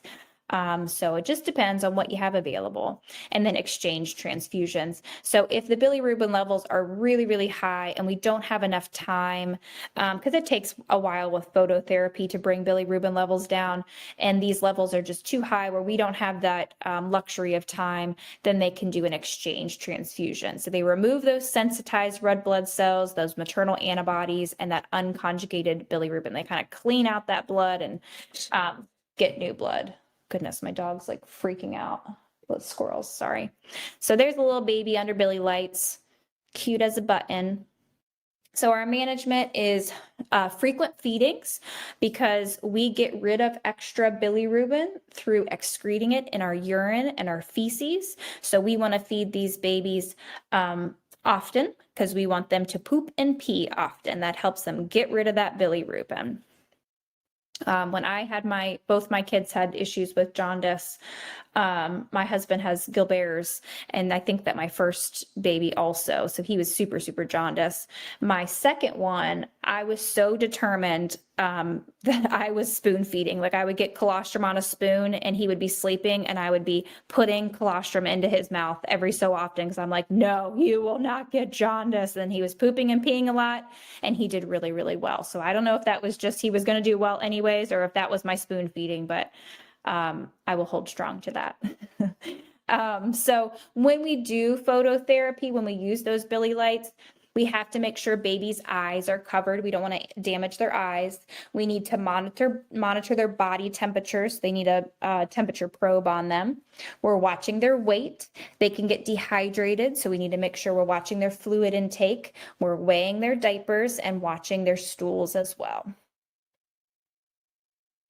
Okay, sepsis. So a cause could be like GBS. That's kind of the most common one. So we talked about GBS in pregnancy and how we give mom antibiotics during her labor to kind of protect the baby against that bacteria. But if mom didn't get that antibiotic or maybe didn't get full coverage, like at least 2 doses, maybe she came in quickly and just delivered precipitously, baby could have been exposed and then now has that infection. So that could cause sepsis. Long labors or prolonged rupture of membrane, more likely to get infection. Meconium aspiration, so anything like that could lead to sepsis. Bacteria is usually the cause. About 30% of infant death are from sepsis. Here are some other common causes. General signs is going to be temperature instability. Usually they're cold babies. And then just kind of this gut feeling that, you know, if you're a NICU nurse, is the baby that you've been taking care of, and all of a sudden they just seem a little bit off, a little bit different. I mean, those NICU nurses know their babies. They know when something is different. I do not know that because I am not a baby nurse, so I wouldn't be able to tell this, but NICU nurses are amazing. They know when something is off with their patients. Respiratory signs are going to be tachypnea, respiratory distress signs, apnea, edema, full fontanelles like bulging fontanelles, vomiting, lethargy, and high-pitched cry from increased intracranial pressure. Our nursing management, antibiotics, circulatory, respiratory, nutritional support, education, of course, primary disease prevention, all of that. Okay, a disorder that a baby could be born with is esophageal atresia or tracheoesophageal fistula. So an abnormal development or formation of the esophagus and or the trachea as well. So there's not that normal separation. If it's the fistula, then the esophagus and the trachea are connected. So there's an area somewhere along, like kind of down their chest, that they connect. Whereas esophageal atresia, they are separate. The trachea and esophagus are separate, but the esophagus ends in like a blind pouch. It's not completely connected to the stomach. So it's just a blind pouch. So any feedings or secretions that that baby has have nowhere to go. They just collect in that pouch. So this is a congenital, like this is something that during fetal development went wrong. So our nursing assessment, we're going to see like frothy bubbles of mucus and drooling, abdominal distension, a lot of coughing, choking, and then cyanosis. So these are just pictures from your book. So here's esophageal atresia right here. So you have this like blind pouch, it doesn't connect. And then a fistula, we have a connection here between the esophagus and the trachea. You can also have a narrowing. You can see that here, this narrowing of the esophagus. So there's different varying degrees. So our management is we do need surgery. This baby needs to be NPO with the head elevated. We need to focus on hydration and fluids, oxygen, and having suctioning equipment available. Lots of comfort measures and education. They'll be on TPN, antibiotics. Once they've had surgery, then we can resume oral feedings within about a week, which is pretty incredible. All right, another thing that we can see are omphalocele or gastroschisis. These are some crazy words, I know. An omphalocele is a type of hernia where the umbilical, like your belly button, doesn't close up. So you have like an opening there. Because it's open, it allows for the intestines and abdominal contents to come up through that opening. An omphalocele has the peritoneal sac though. So it's like a pouch that's holding the bowels and liver and whatever within it. Whereas gastroschisis, there is no peritoneal sac. So the contents of the abdomen go through that part in the external part of the abdomen, the umbilical area, and they're completely open to, you know, the world, the fresh air. So obviously huge risk for infection. A lot of times we know this ahead of time through ultrasound. If the woman's had an ultrasound, we can identify this on the ultrasound. And that way when birth does happen, we are prepared for this. So our nursing management is to prevent hypothermia, maintain perfusion to those contents, and we want to protect those contents from any kind of trauma and infection. Depends on, I'll show you here. So for an omphalocele, you can see like here's the umbilical cord, here's the what would have been like the belly button, and here's your peritoneal sac with, you know, whatever is in here. This could be the bowels, liver, whatever. When this baby is born, we want to cover this sac with a moistened gauze. We don't want it to be just a plain gauze or else it's going to stick to this membrane. So moistened gauze, and then we wrap plastic around there to help hold in heat. And then we do need to surgically repair this at some point. Gastroschisis, we do not have that pouch to hold everything in, so this baby's bowels are completely out. Another type of hernia is a diaphragmatic hernia. So the diaphragm does not close, and therefore the abdominal organs can now go up into the chest. If it's really severe, they can go up so much that they don't allow the lungs to grow. So we have pulmonary hypoplasia, which is fatal because the baby did not develop lungs properly. This is also something we can diagnose on ultrasound ahead of time. So our assessment findings: severe respiratory distress, barrel chest, absent breath sounds, and then obviously this needs to be surgically repaired. Cleft lip and palate or palate, you can have one or the other or both. We can also see this quite a bit on ultrasound, or when baby comes out, if it's a cleft lip, we can visualize it.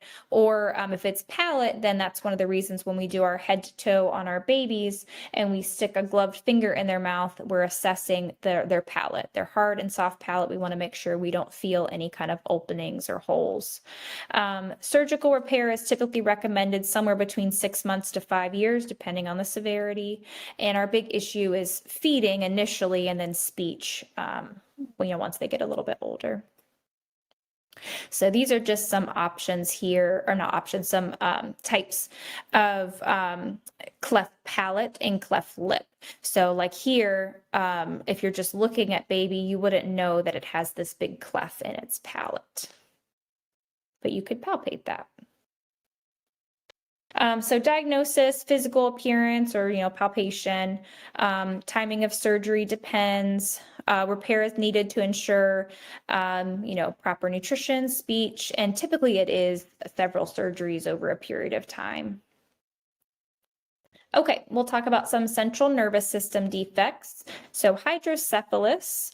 Hydrocephalus can be non-communicating or communicating. There's two different types. So non-communicating hydrocephalus, there's some type of obstruction that is preventing that normal flow of cerebral spinal fluid between the ventricles and the spinal cord. Usually it just kind of flows freely, and that way our intracranial pressure is kept at, a normal, I don't know what the measurement is, normal pressure, but there's an obstruction. So then it builds up where it's not supposed to. Communicating hydrocephalus is there's some issue with the absorption of the spinal fluid, and so we get more and more and more of it.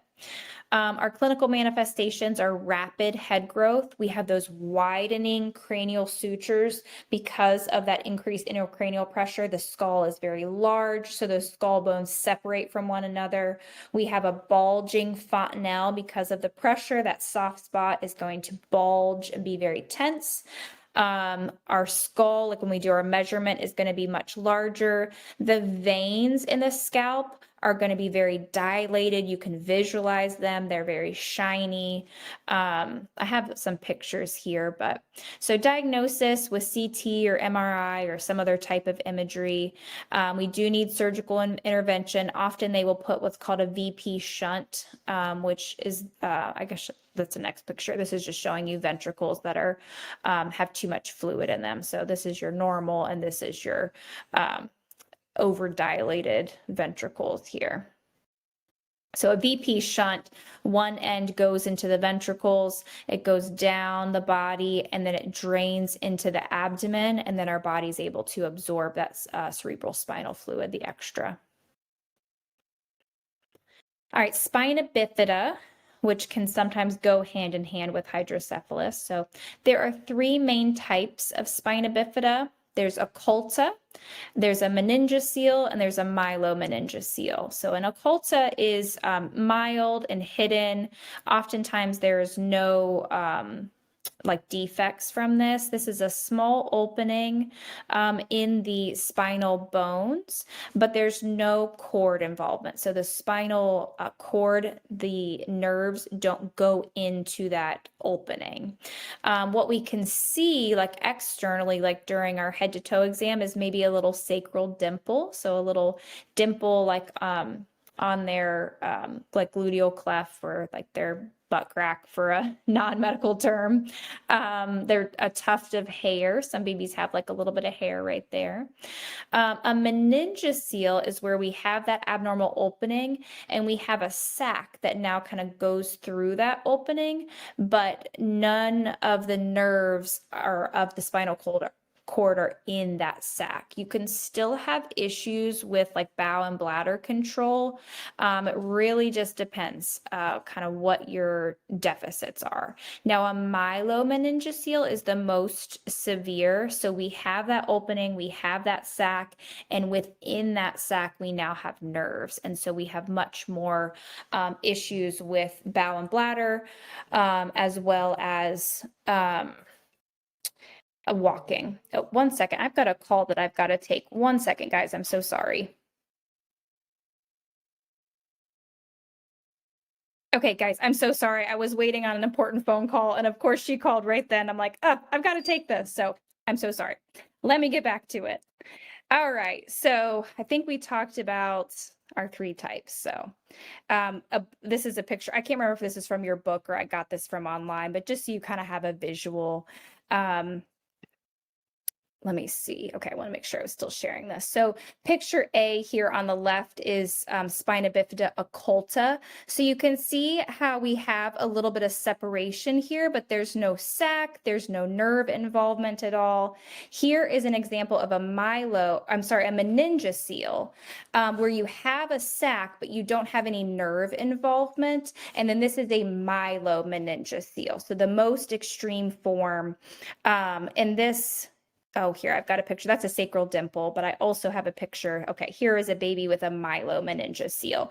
You can also see in this picture that the baby has hydrocephalus. A lot of times with a myelomeningocele, they will also have issues with that cerebral spinal fluid being able to flow freely, and so they will develop hydrocephalus. Okay, so our clinical manifestations depend on the type of spina bifida. And like I said, some can be completely asymptomatic with no problems whatsoever. And then most extreme, we can have issues with paralysis. It can be difficult to make like a clear-cut diagnosis based on symptoms alone. So they do imaging. But one of the things that we talked about very early on is that maternal serum alpha fetal protein test, the longest name ever, MSAFP. When we were talking about screening tests that you can have in early pregnancy, I had mentioned how the MSAFP can screen for neural tube defects. This would be an example of a neural tube defect. So if that woman were to have an abnormal result of her MSAFP indicating high levels of that alpha fetal protein, that's what they're measuring, it could mean that baby has spina bifida. It also could mean that baby has like an abdominal wall defect, like an omphalocele or gastroschisis. So it's a red flag that we need to do further testing to see if baby could possibly have those things. There are always false positives. So you could get an abnormal result on your AFP and that baby actually does not have any of those disorders.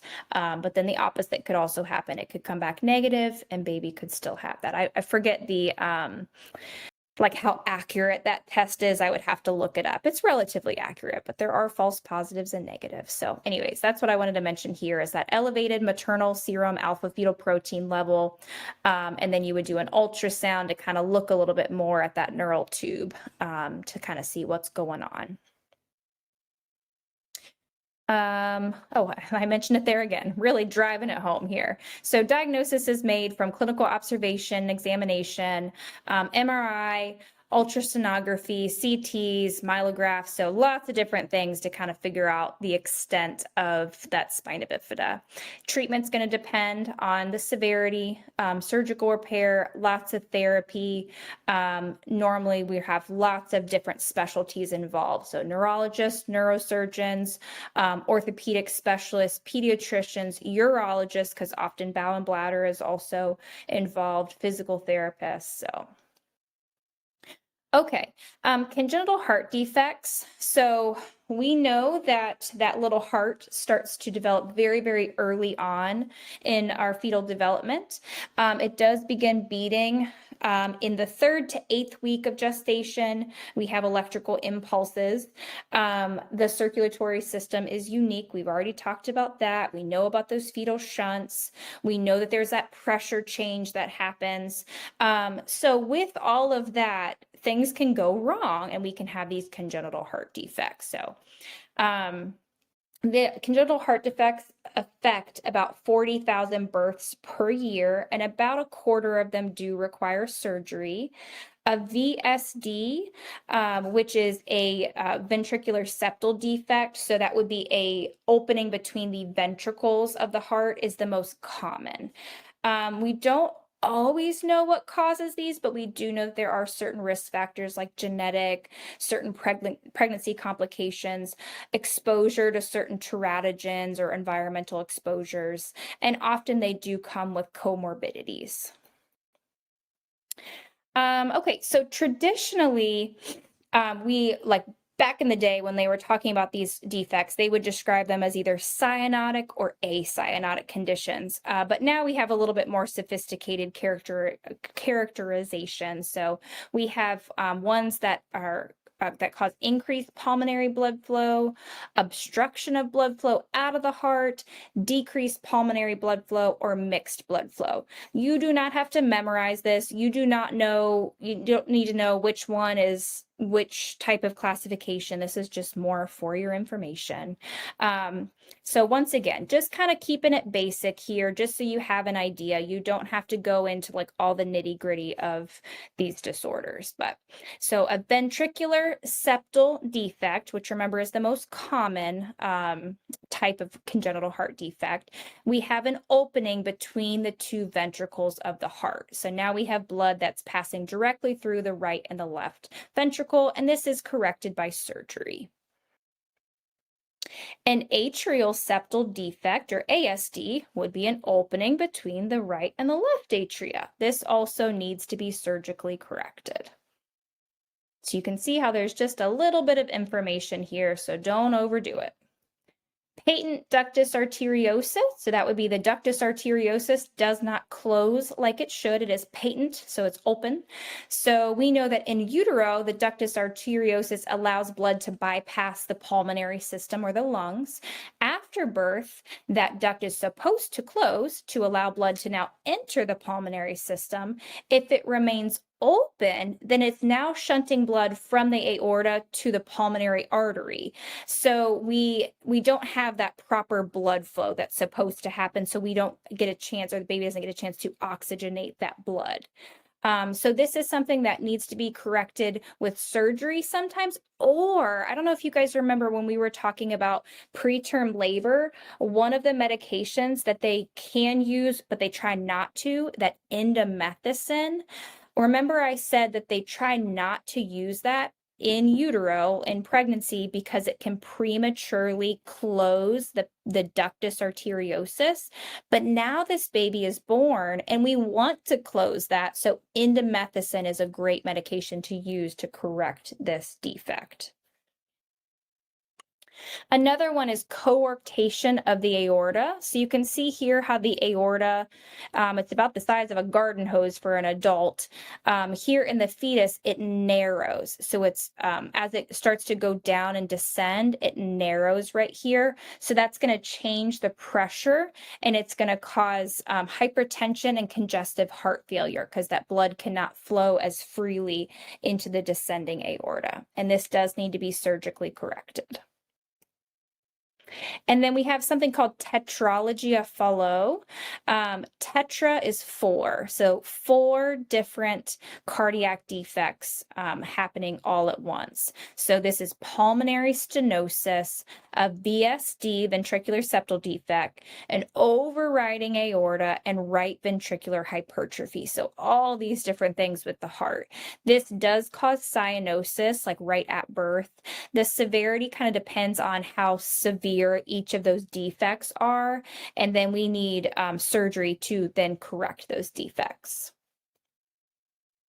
We can get transposition of the great arteries. So the aorta arises from the right ventricle instead of the left, and the pulmonary artery arises from the left ventricle instead of the right. So everything's kind of switched. These babies are typically cyanotic right at birth.